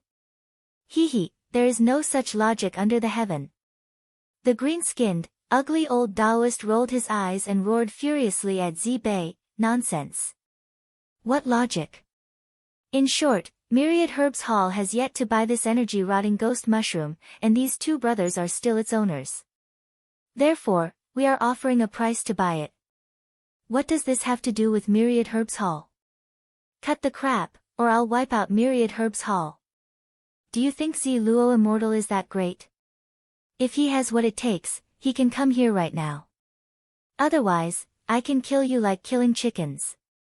Zi Bei's body was shivering with anger. But, since they have entered Myriad Herbs Hall and presented this energy-rotting ghost mushroom to, he said in a flustered and exasperated manner. Zi Bei did not have the chance to finish his words, because the green-skinned old Taoist casually pointed his finger out and unleashed a green flame. Zi Bei howled miserably as the green flame hovered around him for a while, burning him alive into ashes. In for a penny, in for a pound, the old Taoist went all out. The green flame flew around the hall for a while, burning a few innkeepers and waiters of Myriad Herbs Hall, as well as a few customers in the room to death. Another old Taoist, clad in a black Taoist robe, casually pointed his finger at the back. Immediately, all the doors of Myriad Herbs Hall were shut with a series of crackling noises. A layer of dark blue phosphorescent flame lingered on the doors. Obviously, he had cast an extremely vicious restrictive spell on the doors. Another old Taoist clad in Taoist robes leaped into a gust of chilly wind and rushed straight up to the second and third floor of Myriad Herbs Hall. In just a blink of an eye, they had killed all the people there, leaving not even their bodies behind. Then, they looted all the medicinal herbs in the storeroom and put them into 7 storage bags. 7 storage bags filled with medicinal herbs were casually thrown on the ground. The green-skinned old Taoist rubbed his palms and said smilingly, "Good. So, shall we follow the old rule?" Wu Qi looked at the 7 heaven immortals around him, took a few steps back cautiously and said, "What old rule?" The green-skinned old Taoist laughed dryly and said, "Energy-rotting ghost mushroom will go to the highest bidder.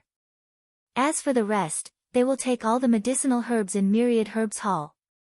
The other heaven immortals nodded and agreed with Chi-Chi. After a brief moment of pondering, Wu Qi nodded his head as well. Qing Su Immortal Pass was indeed a deadly place. In just a few breaths of time, every single person in Myriad Herbs Hall was killed. None of these heaven immortals were easy to deal with. But no matter what, Wu Qi was determined to obtain the extremely vicious spirit herb, the energy-rotting ghost mushroom. You're tuning in to the Blissful Bookshelf YouTube channel. We're so grateful for your support, and don't forget to subscribe to join us on this incredible journey through captivating stories. Your generosity through donations truly makes a world of difference, as it's the primary source of revenue that allows me to expand and enhance this channel for you. Thank you from the bottom of my heart for being a part of this adventure.